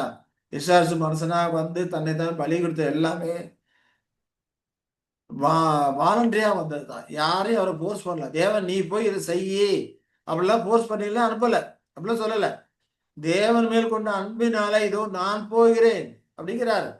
ஆண்டவர் கேட்கிறார், யார் என் காரியமா போவான் அப்படின்னு சொல்லி கேட்கிறாரு. இதோ நான் போகிறேன் அப்படின்னு சொல்லி வாலண்டரியா தான் வர்றாரு இல்லையா? நீ போ அப்படின்னு சொல்லல. வாலண்டரியா அவர் வந்ததுனாலதான் இவர் அனுப்புறாரு பூமிக்கு. மனசனாக ஆக்கி அங்க அனுப்புறாரு அப்படின்னு சொல்லி பாக்குறோம். அப்ப யெஷுவா சுயாதீனம் வெற்றி பெற்றது அப்படிங்கிறத யெஷுவா மூலம் அங்க நிரூபணம் ஆகுது அப்படின்னு சொல்லி பாக்குறோம் இல்லையா? இப்ப விசுவாச வீட்டார் எல்லாருமே அதே போல கிறிஸ்து வெற்றி பெற்றது மட்டுமல்லாம அவரை பின்பற்றினவர்களாகிய பரிசுத்தவான்கள் அந்த 1,44,000 பேரும் என்ன பண்றாங்க? வெற்றி பெற்றவர்களா இருக்கிறாங்க. அவர்கள் புத்திசாலியா இருக்கிறாங்க இல்லையா? ஏன்னா ஆழ தோண்டி கற்பாறை மேல் வீடு கட்டினவர்களா இருக்கிறாங்க. அந்த குணாம்ச கட்டமைப்பை கட்டினவர்களா இருக்கிறாங்க. அவர்கள் எல்லாமே வெற்றியை நிரூபிக்கக்கூடியவர்களா இருக்கிறாங்க அப்படின்னு சொல்லி நாம பார்க்கிறோம். அப்போ இதுல நாம தேவன் பக்கம் நிக்கிறோமா சாத்தான் பக்கம் நிக்கிறோமா? புத்திசாலித்தனமா இருக்கிறோமா புத்தியற்றத்தனமா இருக்கிறோமா அப்படிங்கறது இந்த காரியங்கள் மூலமா நமக்கு விளங்கக்கூடியதா இருக்குது. புத்தியற்றவன் என்ன பண்ணா இருமனம் உள்ளவனாக இருக்கக்கூடியவனா இருக்கிறான் இல்லையா? ஏன் இருமனம் உள்ளவனா இருக்கிறான்னா தேவ சித்தத்தை செய்வதில்லை, அவனுக்கு பூரிப்பு இல்லை, மகிழ்ச்சியா சந்தோஷமா இல்லை. சௌகரியமான நேரங்கள்ல மட்டுமே அவனுக்கு சந்தோஷம் மகிழ்ச்சி இருக்கு. அசௌகரியமான நேரங்கள்ல அவனுக்கு சந்தோஷம் மகிழ்ச்சியா இல்லாதனால அவன் மாறி மாறி நடக்கக்கூடியவனா இருக்கிறான். ஒரு நிலையற்றவனாக அவன் இருக்கக்கூடியவனா இருக்கிறான். அப்படிப்பட்டவன் தான் முள்ளுள்ள இடங்களிலே விதைக்கப்பட்ட விதையை போல இருக்கிறாங்க இல்லையா? அங்க பார்த்தோம்னா அவனோட இருதயமானது உலக கவலை இந்த காரியங்கள்லாம் கூட அவன்கிட்ட இருக்கிறதுனால முள்ளையும் வளர விடுறான், பயிரையும் வளர விடக்கூடியவனாக இருக்கிறான். அப்ப வேத வசனம் வளருது, முள்ளும் வளருது. ஆனா இதுல என்ன நடக்கும்? முள்ளு பயிரை நெருக்கி போடக்கூடியதாக அது இருக்கும். அதனால இவன் பலனற்றவனா இருக்கிறான். இப்ப ரெண்டையும் வளர விட்டது யாருடைய தப்பு? விசுவாசியுடைய தப்பு. தேவன் அவனுக்கு சுயாதீனத்தை கொடுத்திருக்கிறாரு. அந்த சுயாதீனத்தின் மூலமாக சத்திய வசனத்தை சோதித்து பார்த்து முள்ளாக இருக்கக்கூடிய இந்த தப்பறையான காரியங்கள், உலகத்தனமான காரியங்கள், சுயநலமான காரியங்கள் இதெல்லாம் விட்டு ஒதுக்கி விட்டுட்டு தேவ சித்தத்தை ஏற்றுக்கொண்டு இருந்தானால் அவன் வெற்றி பெற்றவனாக இருப்பான். அவன் கட்டின அந்த குணாம்ச கட்டமைப்பு நிலைக்கக்கூடியதாக இருக்கும். பெருமழை வந்து வெள்ளம் வந்து காற்றடித்தாலும் கூட அது விழுந்து போகாது அப்படிங்கிறத நாம பார்க்கிறோம். சரி, இப்ப அடுத்தது இந்த குணாம்ச கட்டமைப்பை கட்டது யாரு? புது சிருஷ்டின்னு பார்த்தோம் இல்லையா? சுவிசேஷத்துல பார்த்தோம்னா புது சிருஷ்டி தான் குணாம்ச கட்டமைப்பை கட்டக்கூடியதா இருக்குது. அது டெவலப் ஆகி வளர்ந்து கொண்டே இருக்கும் இல்லைங்களா? இப்ப நமக்கு புது சிருஷ்டி கிடையாது. இப்ப நமக்கு புது சிருஷ்டி கிடையாது அப்படிங்கிறப்ப நம்ம இது நமக்கு என்று எப்படி எடுத்துக்கொள்வது? பார்த்தோம்னா நாம கிறிஸ்துக்குள்ளான ஒரு புது மனுஷனாக வளர்ந்து கொண்டிருக்கிறோம். அந்த புது மனுஷன் தான் நம்ம என்ன பண்ணோம்? டெவலப் பண்ணி கொண்டே இருக்குது. அதனால புது சிருஷ்டி அப்படின்னு சொல்லும் போதெல்லாம் நமக்கு புது மனுஷன் என்று நாம எடுத்துக்கொள்ள வேண்டியது அவசியம். இப்போ அந்த சுவிசேஷ யுகத்துல பார்த்தோம்னா அவங்க மனுஷீக ஜீவியா இருக்கிறாங்க. மனுஷீக ஜீவிக்குள்ள புது சிருஷ்டின்னு எந்த ஒரு இதுவுமே இல்லை. இப்ப இல்லாத ஒரு காரியம் இல்லையா? நான் எக்ஸிஸ்டன்ட் இல்லாத ஒரு காரியத்தை அங்க உருவாக்குறாரு ஆண்டவர் தேவன். அங்க உருவாக்குறார் அவர்களுக்குள்ள ஒரு புது சிருஷ்டி. அவங்க மாம்சத்துக்குள்ள புது சிருஷ்டி அப்படிங்கிற ஒரு ஜீவனை அங்க வந்து உருவாக்குறாரு. உருவாக்கும் போது அதற்கு ஹையர் பிரைமரி ஆர்கான்ஸ் எல்லாம் இருக்கணும் இல்லையா? ஒரு ஜீவன் உருவாகுதுன்னா அதற்கு தேவையான அந்த ஆர்கான்ஸ் எல்லாம் உருவாகும், அதோட கூட உருவாகும். அப்போ அது புது சிருஷ்டி உருவாகும் போது அதற்கு தேவையான ஹையர் பிரைமரி ஆர்கான்ஸ் எல்லாம் உருவாகுது, லோயர் பிரைமரி ஆர்கான்ஸும் இருக்குது. இப்ப இந்த ஹையர் பிரைமரி ஆர்கான்ஸ் எதை சொல்றோம்? ஹையர் பிரைமரி ஆர்கான்ஸ் சொல்லி எது ஹையர் பிரைமரி ஆர்கான்ஸ் தெரியுமா? உயர் பிரதான குணநலன்கள்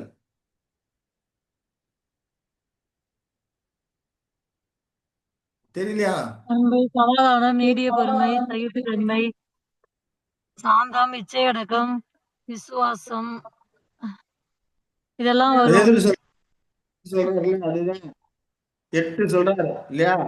ஆமா அதுதானே கட்டமைப்பு பில்டிங் சொல்றான். ஆமா. விசுவாசத்தோட தைரியம், தைரியத்தோட ஞானம், ஞானத்தோட இச்சையடக்கம், ஞானத்தோட இச்சகத்தையும், இச்சையடக்கம் இச்சகத்தோட பொறுமையும், தேவபக்தி, பொறுமையோட தேவ சிநேகத்தையும் கூட்டி வழங்குங்கள். தேவபக்தியோட அன்பை கூட்டி வழங்குங்கள். சகோதர சிநேகம், வழங்குங்கள். சகோதர சிநேகத்தை அன்பை கூட்டி வழங்குங்கள் 8 சொல்றாரு. இதான் higher primary organs, higher primary ஆமா கிரேசஸ் இல்லையா? அவ ம் கிரேசஸ் அதற்கான ஆர்கான்ஸ் இருக்குமா இல்லையா? அந்த ஆர்கான்ஸ் எல்லாம் ம் உருவாகுது.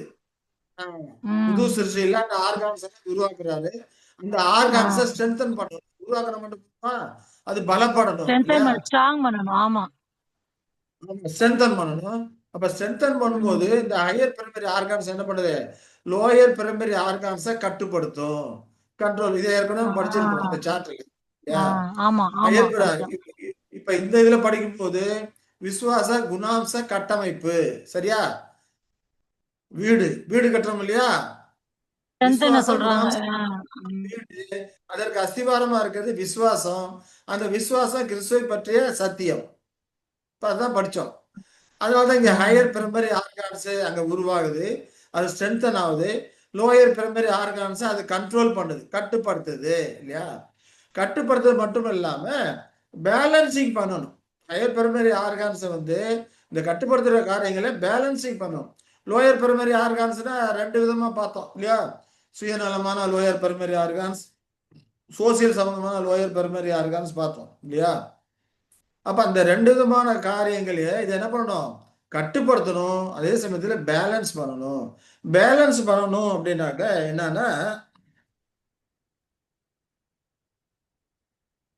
இந்த இந்த லோயர் பெருமையர் ஆர்கான்ஸ் அப்பக்கப்ப அது ரிலீஸ் பண்ணணும். அதை கொஞ்சம் ரிலீஸும் பண்ணணும். கட்டுப்படுத்துது அப்படின்னா அப்படியே கட்டுப்படுத்தி கண்ட்ரோல்ல வச்சுட்டு இல்லாம போறது கிடையாது. தேவையான இடத்துல அது மேலெழும்ப அனுமதிக்கணும். தேவையில்லாத இடத்துல அதை கட்டுப்படுத்தி கண்ட்ரோலுக்குள்ள வைக்கணும்.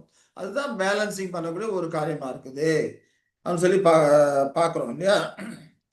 இப்போ இதை ஸ்ட்ரென்தனிங் பண்ணணும் அப்படிங்கிறப்ப இதை கட்டுப்படுத்துறது அப்படிங்கிற காரியங்கள்லாம் பார்த்தோம்னா அதுதான் பவுல் சொல்றாரு. மற்றவர்கள் பிரசங்கம் பண்ணுகிற நான் தானே ஆகாதவனாய் போகாதபடிக்கு என்ன செய்யறாரு?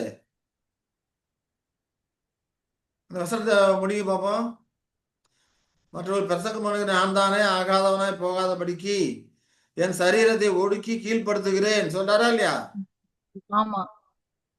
அப்ப என்ன அர்த்தம்? Higher primary organs lower primary organs என்ன பண்ணுது? கட்டுப்படுத்துது, கண்ட்ரோல் பண்ணுது. சரிங்களா? சரித்தை ஒடுக்கி ம் கீழ்ப்படுத்துகிறப்போ லோயர் பிரைமரி ஆர்கான்ஸை கட்டுப்படுத்துது இல்லையா? கட்டுப்படுத்துவது மட்டும் இல்லாமல் பேலன்சிங் பண்ணுது. பேலன்சிங் பண்றது காரியம் தான். தேவையான அளவுக்கு அதை ரிலீஸும் பண்ணணும். தேவையற்ற நேரத்தில் அதை கட்டுப்படுத்தணும். சில நேரங்களில் அனுமதிக்கணும் இல்லையா? சில நேரங்களில் லோயர் பிரைமரி ஆர்கான்ஸை ஆக்டிவே காண்பிக்கணும். காண்பிக்காம இருக்கக்கூடாது. அதே போல தேவையில்லாத நேரங்களில் அதை ஹையர் பிரைமரி ஆர்கான்ஸ் கட்டுப்படுத்தணும்னு சொல்லி பார்க்குறோம். சரி, இப்போ உதாரணத்துக்கு பார்த்தோம்னா கோலியாத் தாவீது கொன்னார் இல்லையா? அப்ப எதை வச்சு அவர் கொண்டா? அவர்கிட்ட எழும்பின அந்த ஆர்கான்ஸ் எது? லோயர் பிரைமரி ஆர்கான்ஸ் இல்லையா? இஸ்ரேல் சேனை, தேவனுடைய சேனை, கர்த்தருடைய சேனையை அவன் நிந்தித்தான் அப்படிங்கிற மாதிரியான அந்த லோயர் பிரைமரி ஆர்கான்ஸ் அந்த ஒரு வைராக்கியம். இது கர்த்தருடைய சேனை, இஸ்ரவேலின் சேனைங்கிறது கர்த்தருடைய சேனையா இருக்கு. அதை இந்த பெலிஸ்தியன் நிந்தித்தான். அந்த வைராக்கியத்தில் அவர் போய் சண்டை போடுறாரு அப்படிங்கிறத நம்ம பார்க்குறோம் இல்லையா? அதே போல எஸ்வா கிறிஸ்து உங்களுடைய வீட்டை குறித்து உண்டான பக்தி வைராக்கியம் என்னை பட்சித்தது. அப்ப அங்க லோயர் பிரைமரி ஆர்கான்ஸ் எழுப்பும் போது நியாயமான காரியங்களை அதை அனுமதிக்கணும். அந்த நேரத்தில் அதை கட்டுப்படுத்தக்கூடாது இல்லைங்களா? அப்ப சில வேலைகள்ல இந்த லோயர் பிரைமரி ஆர்கான்ஸ் எழும்புறது போது அதை அனுமதிக்கணும். தேவையில்லை காரியங்கள்ல அது கட்டுப்படுத்தணும். இதுதான் பேலன்சிங்கா இருக்கு அப்படின்னு சொல்லி பார்க்கிறோம். ஒரு துஷ்ட மிருகம் இருக்கு. அதை அடக்கி ஆண்டு நாம பலசாலியா வச்சுக்கலாம். அதே சமயத்துல அதை கண்ட்ரோல் பண்ணும்போது நமக்கு தேவையான இடத்துல அதை உபயோகிக்கவும் செய்யலாம் இல்லையா? அதுதான் பேலன்ஸ் பண்றது அப்படின்னு சொல்லி நம்ம பார்க்கிறோம். ஒரு குதிரை இருக்கு, காட்டு குதிரை இருக்குது. எதுக்குமே அடங்காத குதிரையா இருக்கு. அதை அடக்கி கண்ட்ரோல் பண்ணும்போது நாம வந்து பலப்படுத்தப்படுகிறோம். கண்ட்ரோல் பண்ணும்போது பலப்படுத்தப்படுகிறோம். ஆனா அதை நமக்கு பயன்படுத்தும் போது என்ன பண்றோம்? அது மேல ஏறி சவாரி பண்ணும்போது அதை பேலன்ஸ் பண்றோம். சரிங்களா? அடக்கி ஆளும்போது கண்ட்ரோல் பண்றோம். அது மேல ஏறி சவாரி பண்ணும்போது இப்ப நமக்கு உபயோகமா அதை பயன்படுத்திக் கொள்ளும் போது அதுதான் பேலன்ஸ் பண்ணக்கூடிய ஒரு காரியமாக இருக்குது அப்படிங்கிறத நம்ம புரிந்து கொள்கிறோம். குதிரைய வெறுமனே கட்டி வைக்கலாம். நமக்கு தேவையான காரியங்களுக்கு அதை உபயோகிக்கவும் செய்யலாம். இப்படி பேலன்ஸ் பண்ற காரியங்கானது நல்லா பலப்பட்டுச்சுன்னா அதற்கு பேர் தான் கிறிஸ்டலைசேஷன். அப்ப இந்த குணப்பண்புகள் ஐயர் பெருமையை யாருக்கும் குணப்பண்புகள் இப்படி ஸ்ட்ரென்தன் பண்ணப்படணும், பேலன்சிங் பண்ணப்படணும், இறுதியாக பலப்படுத்தப்படணும். அதாவது கிறிஸ்டல் மாறாத ஒரு தன்மை உள்ளதாக மாறணும். இதுதான் என்னது புது சிருஷ்டியோட அது டெவலப்மெண்ட். சரிங்களா? அந்த புது சிருஷ்டியோட டெவலப்மெண்ட் இந்த விதமா இருக்கு. இதுல எதுல நடக்குது? பரிசுத்தமாகுதல் அப்படிங்கிற காரியத்துல நடக்குது இல்லையா? இதுக்கு தேவையான சத்திய காரியங்களை எல்லாமே ஆண்டவர் கொடுப்பாரு. ஆவியை கொடுக்கிறாரு, பரிமாணத்தை கொடுக்கிறாரு. நாம இதுக்கான முயற்சிகளை நாம என்ன பண்ணுவோம்? நம்ம பங்குக்கு நம்ம செய்ய வேண்டிய காரியம் அனைத்தையும் நாம செய்யக்கூடியவர்களாக இருக்க புது சிருஷ்டியோட டெவலப்மெண்டாக இது இருக்குது. நமக்குன்னு எடுத்தோம்னா புது மனுஷனுக்கான கிறிஸ்துக்குள்ளான புது காரியம். மனுஷனுக்கான பண்டாக அது இருக்குது இல்லையா? அப்ப இந்த பேலன்சிங்கிறது கொஞ்சம் கொஞ்சமா மாறி ஸ்ட்ராங் ஆகும்போது கிறிஸ்டலைசேஷனாக இது வரும் அப்படின்னு சொல்லி பார்க்குறோம். அப்ப இந்த வளர்ச்சியில எப்ப சேலஞ்ச் வரும்? சேலஞ்சா வரும் அப்படின்னு பார்த்தோம்னா அசௌகரியங்கள் பண்ணும்போது சேலஞ்சு ஆமா. நிறைய வரும். அசௌகரியங்கள் வரும்போது நம்ம செய்யறோமா? இந்த டெவலப்மெண்ட் இருக்குதா? இல்ல சோர்ந்து போய் உக்காந்துடுறோமா? இல்லையா? சோர்ந்து போய் உட்காந்துட்டோம், புத்தி இல்லாதவனா போயிடுவோம். இந்த மாதிரியான அசௌகரியங்கள் வரும்போதும் உற்சாகத்தோடு செயல்பட்டோம்னா அப்ப அங்கே கிறிஸ்டலைசேஷன் அப்படிங்கிற காரியம் உருவாகுதான். குண பண்புகள் பலப்படுது. இந்த கட்டுமானம் கிறிஸ்டலைசேஷன் நல்லா மீனிங் வந்து படிகமாக்குதல், படிகப்படுத்துதல். ஆமா, வெரி குட். அதான் படிக்கப்படுத்துதல் இல்லையா? அப்ப புத்தி இல்லாதவரை இந்த காரியங்கள் செய்ய மாட்டாங்க. அசௌகரியங்கள் ஆமா. வரும்போது இந்த காரியங்கள் செய்ய மாட்டாங்க. அதனாலதான் பவுல் சொல்லும்போது தேமா இப்பிரபஞ்சத்து மேல் ஆசை வைத்து என்னை விட்டு விலகி போனான் சொல்றாரா இல்லையா? ஆமா. ஆஹ் அப்ப இவங்க எல்லாம் புத்தி இல்ல அப்படிப்பட்டவர்கள் புத்தி இல்லாதவர்களாக இருக்கிறார்கள் அப்படிங்கிறத நாம புரிந்து கொள்கிறோம். சரிங்களா? சரி. அப்ப இந்த கிறிஸ்டலைசேஷன் அப்படிங்கிறது தான் அவர் நமக்கு விடுதலையாக ஆகக்கூடியவரா இருக்கிறாரு. இந்த காரியத்தை அடையும் போது இதிலிருந்து நம்ம விடுவிக்கக்கூடியவர்களாக நாம இருக்கிறோம் இல்லையா? இந்த பூர்ணமான கிறிஸ்டலைசேஷன் அப்படிங்கிற அந்த குணப்பண்புகள் மாறாத ஒரு தன்மை உள்ளதாக படிக்கப்படுத்தப்பட்ட ஒரு தன்மை உள்ளதாக மாறணும். அப்படி மாறுனுச்சுன்னா அதுதான் விடுதலை அப்படின்னு நம்ம புரிந்து கொள்ளணும்.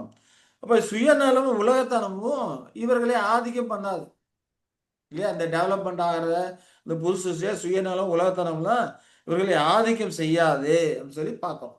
இப்போ இந்த நிலையை கிறிஸ்டலைசேஷன் அப்படிங்கிற இந்த நிலையை ஹையர் பிரமிட் ஆர்கான்ஸ் ஃபுல்லாக அடைஞ்சிருச்சு அப்படின்னா அதுக்கப்புறம் அவர்கள் விடுவிக்கக்கூடியவர்களாக அவர் நமக்கு விடுதலை பண்ணக்கூடியவர்களாக இருக்கிறாரு. அப்ப அந்த விடுதலை அப்படிங்கிறப்போ எதுல இருந்தெல்லாம் விடுதலை? டெலிவரன்ஸ் இல்லையா? கிறிஸ்து நமக்கு ஞானமாக, நீதியாக, மீட்பாக, விடுதலையாக ஆனார் சொல்றோம் இல்லையா?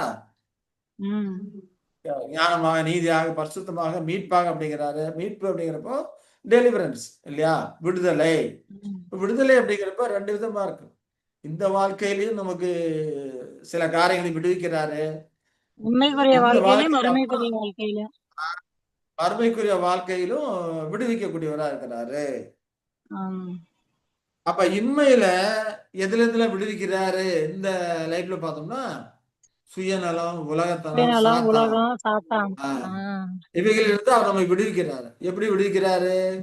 அவருடைய ஆவி, வார்த்தை, ஆவி, பரிபாலனம் இதெல்லாம் கொடுத்து நம்ம ஸ்ட்ரென்த் பண்ணி பலப்படுத்தி வளர வச்சு இல்லையா? கிறிஸ்டலைசேஷன் குணப்பண்புகளை கிறிஸ்டலைசேஷன் ஆனதுல நம்மை விடுவிக்கக்கூடியவரா இருக்கிறாரு.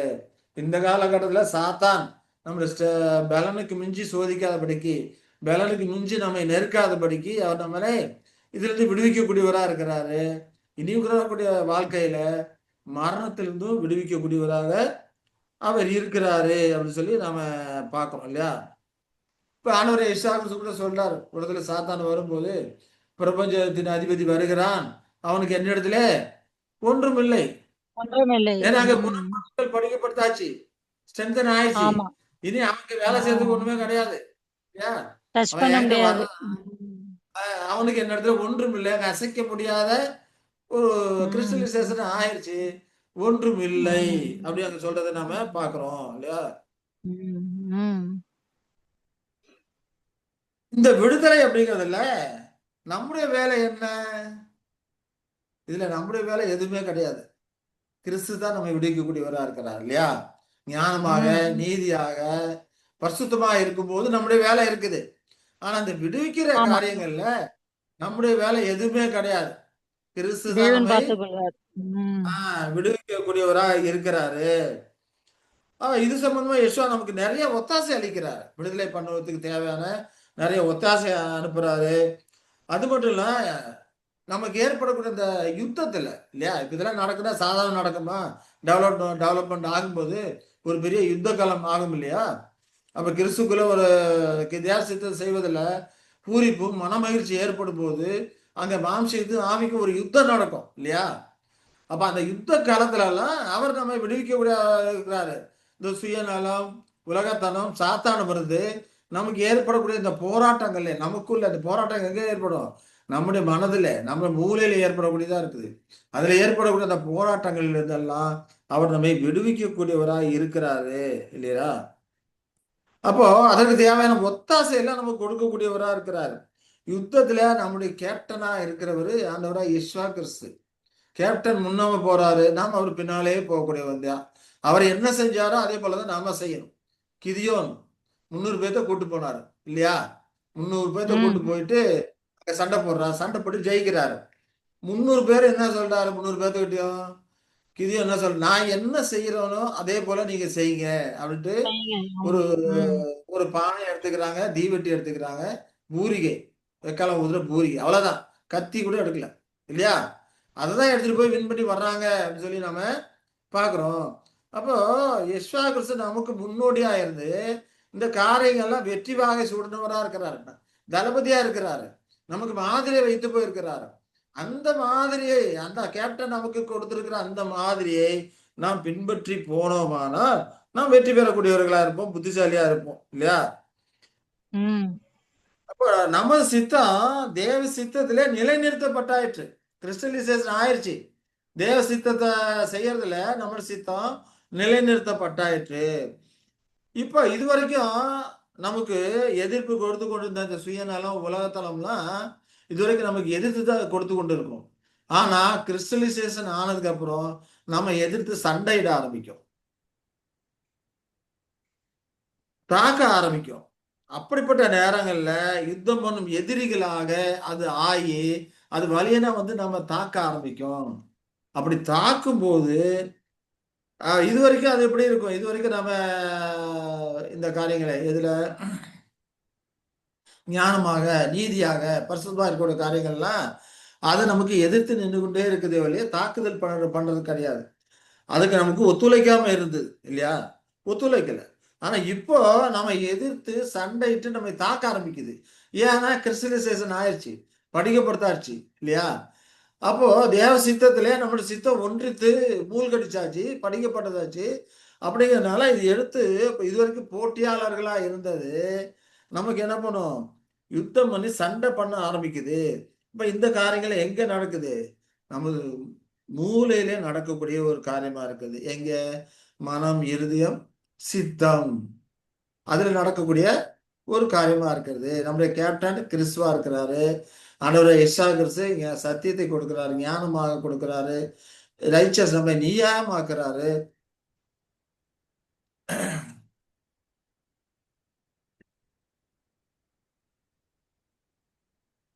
அப்ப சத்தியத்தை கொடுக்கிற அதே நேரத்துல சாத்தான் இன்னொரு பக்கம் தப்பறைய கொடுக்குறான் இல்லையா? சாத்தான் தப்பறைய கொடுக்குறான்.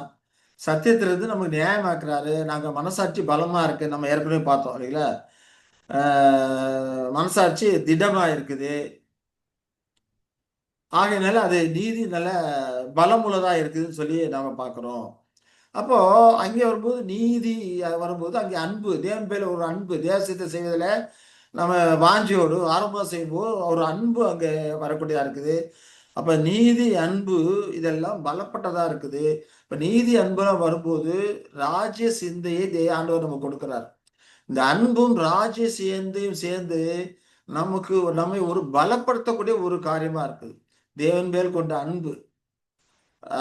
தேவன் நமக்கு பரிசுத்தாவியெல்லாம் கொடுத்திருக்கிற அந்த ராஜ்ய சிந்தை. அந்த ராஜ்ய சிந்தை அன்பு சேரும்போது நம்மை ஒரு பலம் உள்ளவர்களாக அது ஆக்கக்கூடியதா இருக்கிறது. ஆனா இங்க பாவம் சுயநலம் வரும்போது அது என்ன பண்ணுது? தப்பறை வருது. தப்பறை மூலமாக பாவம் வருது. பாவம் வரும்போது அது சுயநலமா இருக்குது, வேல்னஸ் உலகத்தனமா இருக்குது. இந்த சுயநலம் உலகத்தனமும் நம்மை பலகீனமாக்குது, வீக்னஸ் ஆக்குது. ஆனா அன்பும் ராஜ்ய சிந்தையும் நம்மை பலவானாக்குது.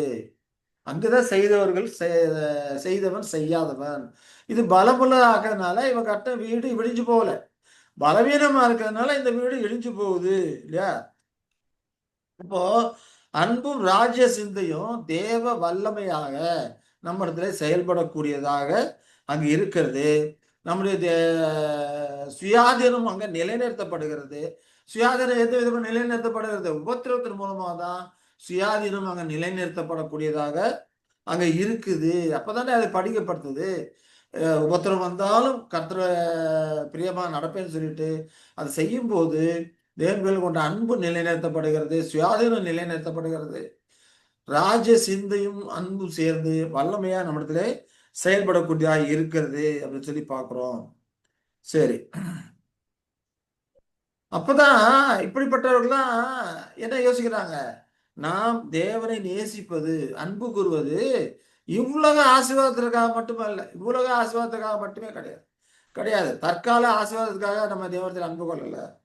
எதிர்காலத்திலே வரக்கூடிய மிகப்பெரிய உன்னதமான ஆசீர்வாதத்தை அன்பு கொள்ளுகிறோம் அப்படிங்கிறத இவர்கள் உணர்ந்திருக்கிறாங்க.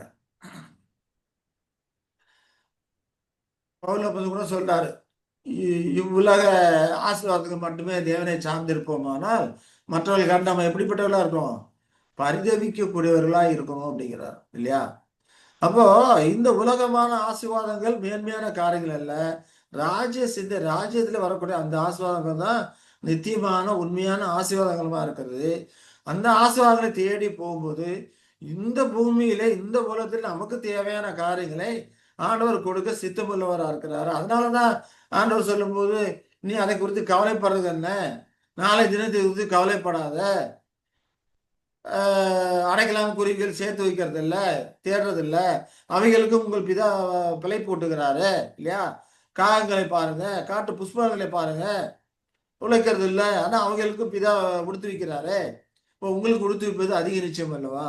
இப்போ உலக காரியங்களை அவர் நமக்கு கொடுக்கிறது அதிக நிச்சயம் அப்படிங்கிறாரு. ஆகையினால தான் முந்த தேவனுடைய ராஜ்யத்தை, தேவனுடைய நீதியை தேடுங்கள், இதெல்லாம் உங்களுக்கு கூட கொடுக்கப்படும் அப்படிங்கிறார். ஆயினா இந்த உலக ஆசீர்வாதங்கள், உலக மேன்மைகள் இதை மட்டுமே நம்பி இதுக்காக மட்டுமே கிறிஸ்துவை சார்ந்து இருக்காதீங்க அப்படின்னு சொல்லி அங்க பவுல சொல்றதை நான் பார்க்கிறோம். அப்போ இயேசு கிறிஸ்துவ சத்தியத்தை ஏற்றுக்கொண்டு ஞானமாக நீதியாக அன்பாக இருக்கிறவங்க ராஜ்ய சிந்தையோடு இருந்து அன்பு ராஜ்ய சிந்தை சேர்ந்து வல்லமையா செயல்படும் போது உலக ஆசாபாசங்களுக்காக எதிர்கால காரியங்களுக்காக வாஞ்சையுள்ளவர்களாக கிரியை நடப்பிக்கக்கூடியவர்களாக இருக்கிறாங்க அப்படின்னு சொல்லி நாம பார்க்கிறோம். சரியா? இந்த அன்பு தேவனுடைய குண பண்புகளை அறிந்து உணர்ந்ததனால் ஏற்படக்கூடிய ஒரு அன்பா இருக்கு. சத்தியத்தை படிக்கிறது, சோதிக்கிறது, தியானிக்கிறது, இந்த காரியம் எல்லாமே சத்தியத்தின் மேல் கொண்ட அன்பினால் அவர்கள் செய்யணும். சத்தியத்தின் மேல் கொண்ட அன்பினால் செய்யும் போதுதான் அது ராஜ்ய சிந்தைக்கு வழிநடத்தும். இப்ப அன்பு ராஜ்ய சிந்தை சேர்ந்து அவருடைய வல்லமை கிரியை நடப்பிக்கும். ஆனா இந்த பக்கம் சாத்தான் மூலம் வரும்போது சத்தியத்தை குறித்த அன்பினால் அவர்கள் கடைபிடிக்கிறது இல்லை. சத்தியத்தை படிச்சோம்னா நமக்கு ஏதாவது ஆசீர்வாதம் வரும், உலகத்தரமான நோய்கள் குணமாகும், இப்படிப்பட்ட எதிர்பார்த்து வர்றதுனால அவர்கள் பலகீனமா இருக்கிறாங்க. கர்த்தருடைய வார்த்தைக்கு பலகீனமா இருக்கிறாங்க. அதே போல இவர்கள் சத்தியத்து மேல ஒரு அன்பு இல்லாதனால இவர்கள் எளிதாக வஞ்சிக்கப்படக்கூடியவர்களாக இருக்கிறாங்க, ஏமாற்றப்படக்கூடியவர்களா இருக்கிறாங்க. இப்படிப்பட்டவர்களை தான் சாத்தான தந்திரம் ஆட்கள் மூலமாக அற்புதங்கள், அடையாளங்கள் சொல்லிட்டு வஞ்சிக்கக்கூடியவனாக இருக்கிறான்னு சொல்லி நாம பார்க்கிறோம். ஆனா இவர்கள் தேவனுடைய குணத்தை, அவருடைய ரட்சிப்பு திட்டங்களை, அன்பை உயர்வாக மதித்ததினால இவர்கள் புத்திசாலிகளாக இருக்கிறாங்க அப்படின்னு சொல்லி நாம பார்க்கிறோம். அப்ப இவர்கள் தேவன் மேல் கொண்ட அன்பு சண்டை போடும் அளவுக்கு வளர்ந்திருக்கிறதா? இப்ப நாம தேவன் மேல அன்பு கொண்டிருக்கிறோம் இல்லையா? இப்ப அந்த அன்பு சண்டை போட ஃபைட்டிங் இன் காட்ஸ் வில், சண்டை போடக்கூடிய அளவுக்கு தேவ சித்தத்துக்கு ஏற்ப எதிராளியான காரியங்களை சண்டை போடுற அளவுக்கு வளர்ந்திருக்கிறதா? இல்ல டபுள் மைண்டடா இருக்கிறோமா அப்படிங்கிறது தான் நம்ம கேட்க வேண்டிய ஒரு கேள்வியாக இருக்குது.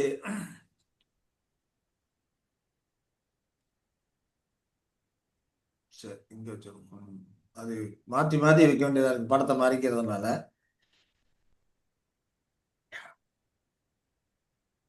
சரி. அப்போ இந்த யுத்தத்துல வெற்றி பெற்றவங்க தான் விடுதலையானவர்கள். சண்டை செய்யாம இருக்கிறவங்க விடுதலை ஆகாதவர்கள். இதுல வெற்றி பெற்றவர்கள் புத்திமான்களா இருக்கிறாங்க, சிறுமந்தை ஒப்பாரா இருக்கிறாங்க. வெற்றி பெறாதவர்கள் புத்தி இல்லாதவர்களா இருக்கிறாங்க. அவர்கள் திரள் கூட்ட வகுப்பாராக இருக்கிறாங்க, இல்லையா? அப்ப இவர்களுக்கெல்லாம் இவர்களுக்கும் தேவன் தேவையான ஒத்தாசைகளை கொடுக்கிறாரு. அந்த ஒத்தாசைகள் ஆவி, வார்த்தை, பராமரிப்பு இதெல்லாம் கொடுக்க இவர்களும் புது சிருஷ்டியா ஜெனிப்பிக்கப்பட்டவங்க தானே. அதெல்லாம் கொடுத்தும் கூட அதை பயன்படுத்தல, சண்டை பண்ணல. அதனால அவர்களுக்கு என்ன பண்றாங்க? தோத்து போயிடுறாங்க. அப்ப யுத்தத்துல வெற்றி பெறணும்னா தேவன் கொடுத்த எல்லாத்தையுமே நம்ம என்ன பண்ணணும்? பயன்படுத்தக்கூடியவர்களா இருக்கணும். மனதுல சத்தியத்தை கொடுக்கிறார், இல்லையா?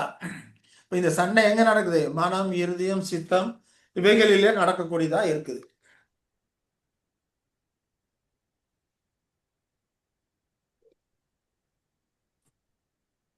சரி.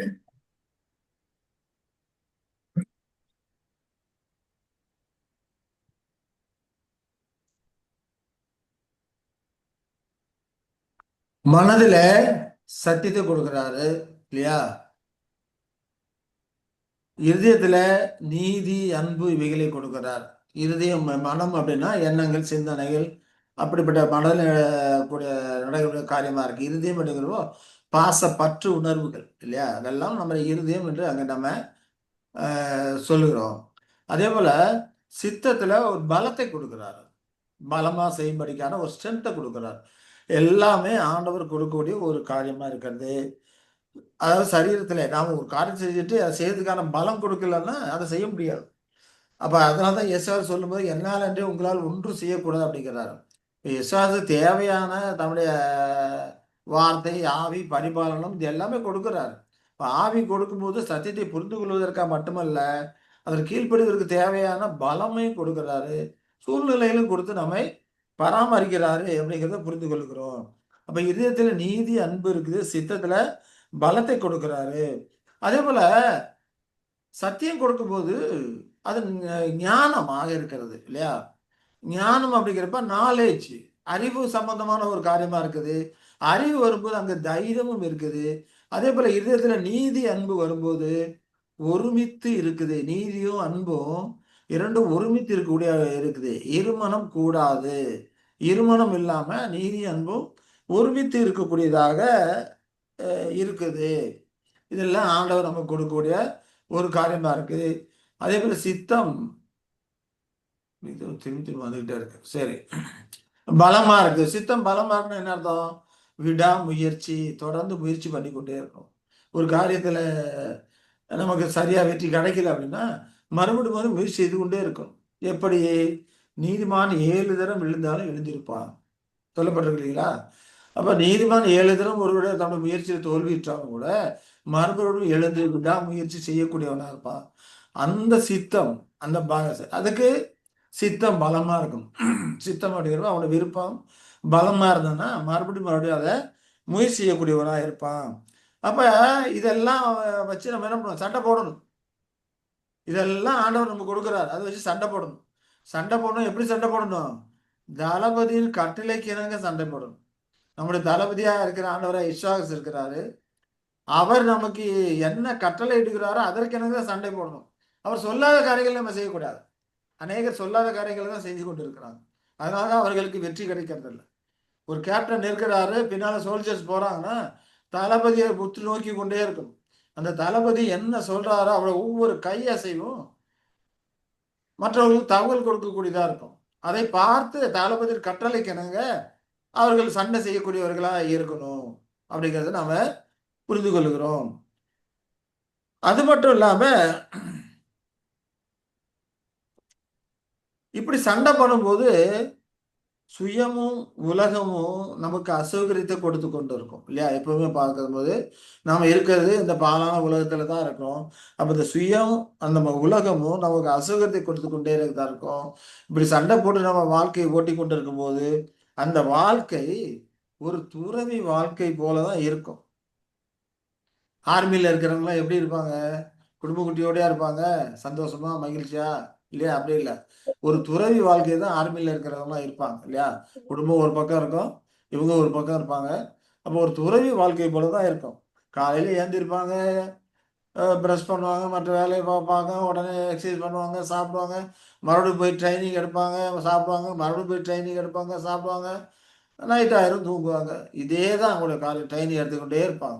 இப்போ அவங்களுடைய வாழ்க்கை ஒரு துறவி வாழ்க்கை போல இருக்கும்.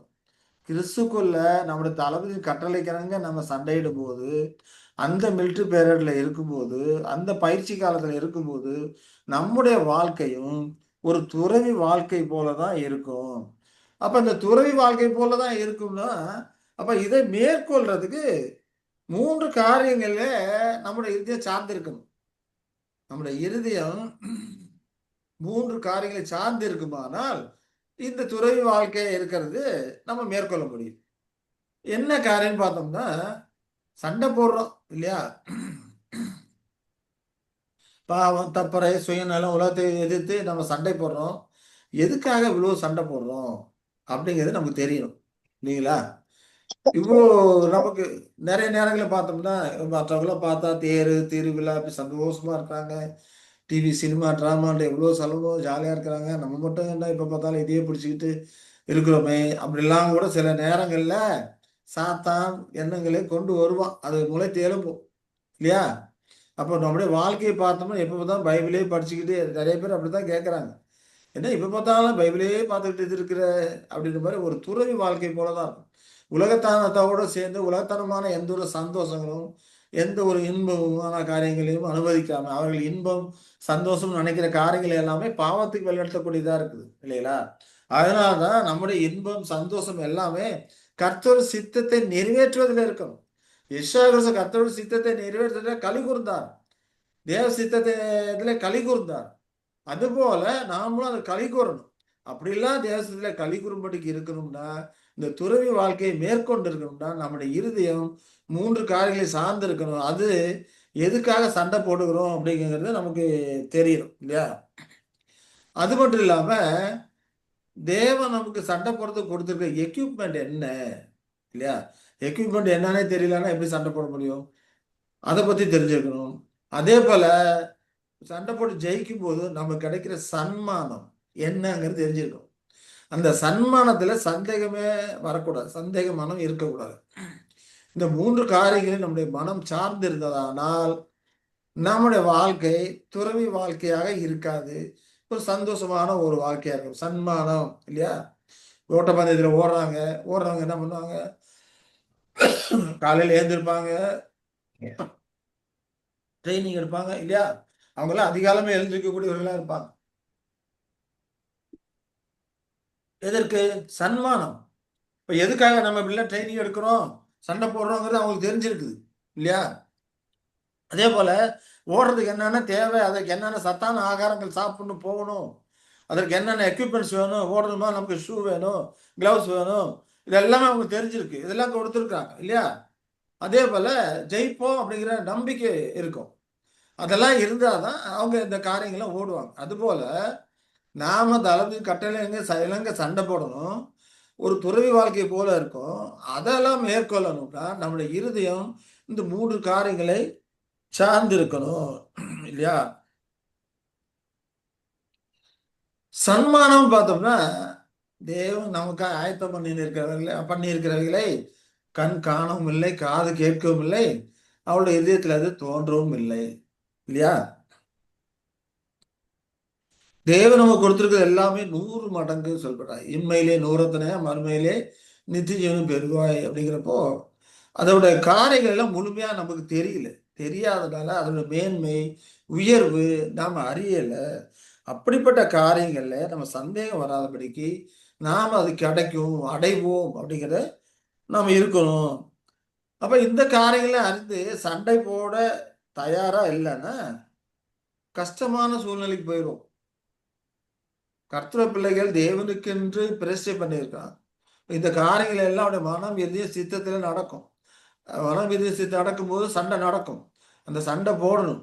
சண்டை போடும்போது அந்த 3 காரியங்களை எதுக்காக சண்டை போடுறோம்? தேவன் நமக்கு கொடுத்திருக்கிறது என்ன?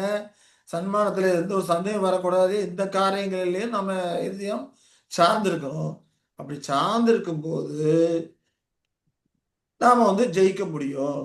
அப்ப இந்த காரியங்களை தான் புத்தி உள்ளவர்கள், புத்தி இல்லாதவர்கள் அப்படிங்கிற அந்த பிரிவினை இங்க வரக்கூடியதாக இருக்குது அப்படின்னு சொல்லி நாம பார்க்கணும். சண்டை போட தயாரா இல்லைன்னா கஷ்டமான சூழ்நிலைக்கு போய்விடும்.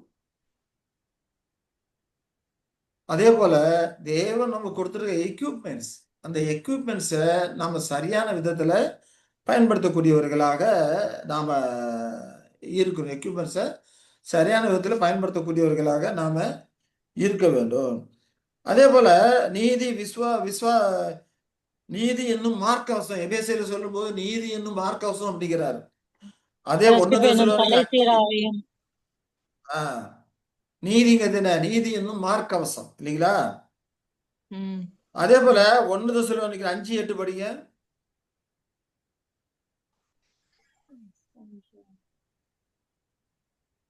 1 தெசலோனிக்கேயர் 5:8 என்ன சொல்றாரு? விசுவாசம், அன்பு என்னும் மார்க்கவசம் அப்படிங்கிறாரு. ம். இல்லையா? அப்போ தேவன் நமக்கு எக்யூப்மெண்ட்ஸ் கொடுத்திருக்கிற அந்த எக்யூப்மெண்ட்ஸ் எது? நீதி, மார்க்கவசம். விசுவாசம், அன்பு. அன்பு இந்த 3த்தையும் தான் மார்க்கவசமா வச்சுக்கணும். ஆ, அப்போ விசுவாசம், நீதி, அன்பு இது 3மே எப்படி இருக்கு? நமக்கு மார்க்கவசமா இருக்குது. இருதயம் இருதயத்துல ம். நீதி, அன்பு ஒருமித்து இருக்கணும். நீதியான இருமனம் கூட. விசுவாசத்துல இப்போ உண்மை உள்ளவர்களா இருக்கணும். ஒரு மார்க்கவசமாக நீதி, அன்பு இதெல்லாம் இருக்குது அப்படின்னு சொல்லி நம்ம பார்க்கிறோம். அன்புல அது குறைவில்லாத இதயத்தை இருக்கணும். காப்பாற்றும். அது நம்முடைய இதயத்தை தான் காப்பாற்றும், முதுவை காப்பாத்தாது. ம். முதுகுக்கு கவசம் கிடையாது. நீதி, அன்புங்கிறது இருதயத்தை காப்பாற்றும். மார்க் கவசம் அப்படிங்கிறது இருதயத்தை காப்பாற்றும், முதுகுக்கு கவசம் கிடையாது, முதுகை காப்பாத்தாது. அப்ப சர்வாயுதம் தைரியசாலிக்கு மட்டுமே உதவும். புறமுதுகை காட்டு ஓடினார்களானால் அது அவர்களுக்கு உதவாது இல்லைங்களா? கோழைத்தனத்துல ஓடினாங்களா அந்த கோழைத்தனம் மற்றவர்கள்ட்ட பரவக்கூடிய ஒரு தொற்று நோயா இருக்கும். அப்ப விடுதலை அடைவதில்லை, தோற்று போயிடுவாங்க. விடுதலை அடைவதில் தோற்று போனாங்கன்னா சாத்தானுக்கு அடிமையாயிருவாங்க இல்லையா? அதுதான் அசகேல் போக்காடு அப்படின்னு சொல்லி பார்க்கும். போக்காடை கொண்டு போய் அவன் வசமாய் கொண்டு ஒப்படைக்கிறாரு அப்படின்னு சொல்லி நாம பார்க்குறோம். அப்ப இவர்கள் தான் எப்படி இருக்கிறாங்க? புத்தி இல்லாத போக்காடு வகுப்பார், புத்தி இல்லாதவர்களா இருக்கிறாங்க. கர்த்தருடைய ஆடாக முழுமையாக தங்களை ஒப்பு கொடுத்து பலி செலுத்துறவங்க புத்தி உள்ளவர்களாக அவங்க இருக்கிறாங்க அப்படின்னு சொல்லி நாம பார்க்கிறோம் இல்லையா? இவர்களை வெளியரங்கமாக்குறதுக்கு தான் மழை, வெள்ளம், காற்று. இப்ப இவர்கள் எல்லாம் புத்தி உள்ளவர்களா, புத்தி இல்லாதவர்களா? இவர்களை கட்டிருக்க குணாம்ச கட்டமைப்பு, அந்த வீடு ஆழமா தோண்டி சரியான விதத்துல கட்டியிருக்கிறாங்களா, ஸ்ட்ராங்கா கட்டியிருக்கிறாங்களா, இல்ல மணல் மேல கட்டி இருக்கிறாங்களா அப்படிங்கிறதுலாம் எப்போ தெரிய வரும்? சோதனையில் தான் தெரிய வரும் இல்லையா? போக்காடு தேவன் ஏற்றுக்கொள்ள இயலாத ஆடா இருக்குது. ஆகையினாலதான் அதை கொண்டு போய் அதற்கான ஆள்வசம் ஒப்பு கொடுக்குறாங்க. ஏன்னா இது பலி செய்ய மறுத்த ஆடா இருக்கிறது, தேவன் ஏற்றுக்கொள்ள தகுதி இல்லாத ஆடா இருக்குது. கர்த்தருடைய ஆடு பலி செலுத்தின ஆடா இருக்கிறது. அப்ப தேவன் அங்கீகரிக்கிற ஒரு பலியாக அது இருக்கிறது. உங்கள் சரீரங்களை தேவனுக்கு இருக்கு ஜீவ பலியாக ஒப்பு கொடுங்கள், அதுவே நீங்கள் செய்யத்தக்க புத்தியுள்ள ஆராதனை. இவர்கள் புத்தியுள்ள ஆராதனை செய்த கர்த்தருடைய ஆடாக இருக்கிறாங்க. அதனால இவர்கள் புத்தி உள்ளவர்களா இருக்கிறாங்க. இன்னொருத்தங்க புத்தி இல்லாதவர்களாக அவங்க இருக்கிறாங்க சொல்லி நாம பார்த்தோம். சரிங்களா? சரி. அப்போ இந்த குணாம்ச கட்டமைப்பை கட்டும்போது ஒருத்தன் ஆழமா தோன்றான், கற்பாறை வரைக்கும் ஆழமா தோன்றி பயில் பாண்டேஷன் போட்ட மாதிரி கட்டுறான் இல்லையா? விசுவாசங்கிறது கிறிஸ்துவ பற்றி சத்தியம் சொல்லி பார்த்தோம். மேல கேரக்டர் பண்ணுறது கிரேசஸ், அதில் ஹையர் பிரைமரி கிரேசஸ் அப்படின்னு சொல்லி பார்த்தோம். இவன் சத்தியத்தை டெஸ்டட் ட்ரூத், சத்தியத்தை சோதித்து அறிந்து கட்டுறான். ஆழமா கட்டுறதுனால இது வீடு பலமா இருக்கும். இன்னொருத்தன் சோதிக்காம கட்டுறான். பூமியில பார்த்தோன்னா கொஞ்சம் மண்ணும் இருக்கு, கொஞ்சம் கல்லும் இருக்கு இல்லையா? அப்படி இருக்குது. இருமனம் வள்ளுவன் சொன்னோம் இல்லையா? அப்படிப்பட்ட காரியங்கள் உணர்த்தும்படிக்கு சில காரியங்கள் இங்கே இங்கே டிராயிங்கை போடப்பட்டிருக்குது. அப்போ இங்கே பார்த்தோம்னா கீழே சில இடங்கள்ல கல் இருக்குது, சில இடங்கள்ல இடையில இடையிலலாம் வந்து நிறையா மண் இருக்குது அப்படின்னு சொல்லி பார்க்குறோம் இல்லையா?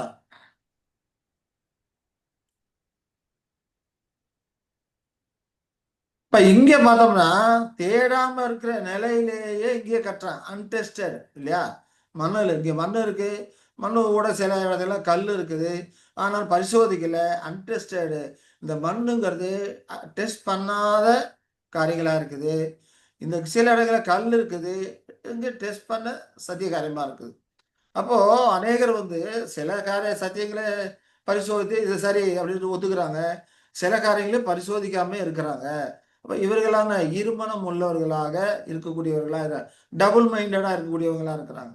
ஒரு நேரம் இப்படியும் ஒரு நேரம் அப்படி இருக்கக்கூடியவர்களா இருக்கிறாங்க. அப்ப இவருடைய விசுவாசமும் அந்த விதமாக தான் பலகீனமா இருக்குது அப்படின்னு சொல்லி நாம பார்க்கிறோம்.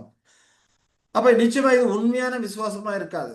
உண்மையான விசுவாசமா இருக்கா? ஏன்னா சோதிக்காதபடி கட்டும்போது இவங்களது விசுவாசம் உண்மையான விசுவாசமா இருக்காது. சில இடங்கள்ல விசுவாசம் ஸ்ட்ராங்கா இருக்கு, சில இடங்கள்ல மண்ணா இருக்குது, பலவீனமா இருக்குது இல்ல? சில இடங்கள் சோதிக்கப்பட்டிருக்கு, சில இடங்கள் சோதிக்கப்படாம இருக்காது. இப்ப சோதிக்கப்பட்டது மேல் கட்டும்போது கொஞ்சம் ஸ்ட்ராங்கா இருக்கும், சோதிக்கப்படாத மேல் கட்டும்போது அது பலகீனமா இருக்கும். ஆனா இடிஞ்சு விழுந்ததுன்னா எல்லாமே போயிரும் அப்படிங்கிறத நம்ம புரிந்து கொள்கிறோம் இல்லையா? சரி. இப்ப சோதிக்கப்படாம கட்டக்கூடியதுதான் அந்த கிரிடுவாலிட்டி அப்படின்னு சொல்லி, அதாவது சொல்றதை அப்படியே ஏத்துக்கிறது. எந்த போதகர் சொன்னாலும் சத்தியத்தை குறித்து எல்லாமே பைபிள் தான் போதிக்கிறாங்க. போதிக்கிறவங்க என்ன போதிக்கிறாங்கன்னு சொல்லிட்டு அதை சோதிக்காதபடிக்கு அப்படியே ஏற்றுக்கொள்ளக்கூடிய காரியம். அதுதான் கிரிடுவலிட்டி அப்படின்னு சொல்லி சொல்றது. ஆதாரம் இல்லாமல் ஏற்றுக்கொள்ளக்கூடிய தன்மை. இன்னைக்கு அதை தான் அநேகர் செய்து கொண்டிருக்காங்க. அநேகர் நான் மோட்சத்துக்கு போனேன், இயேசு கிறிஸ்து என்னோட பேசினாரு, அங்க போய் பார்த்தேன், இங்க போய் பார்த்தேன், நரகத்துக்கு போனேன், அங்க ரொம்ப கூக்குரலா இருக்குது, இதெல்லாம் கூட்டு போய் ஆண்டவர் என்னை காமிச்சாரு, ஆண்டவர் என்னை இதை செய்ய சொன்னாரு, அதை செய்ய சொன்னாரு, இப்படிலாம் அநேகர் கட்டுக்கதைகளை சொல்லிக்கிட்டு இருக்காங்க இல்லையா? அதுக்கு காரணம் என்ன? அதை அப்படியே அநேகர் ஏற்றுக்கொள்றாங்க. சோதிக்காதபடிக்கு அப்படியே அநேகர் ஏற்றுக்கொள்கிறாங்க.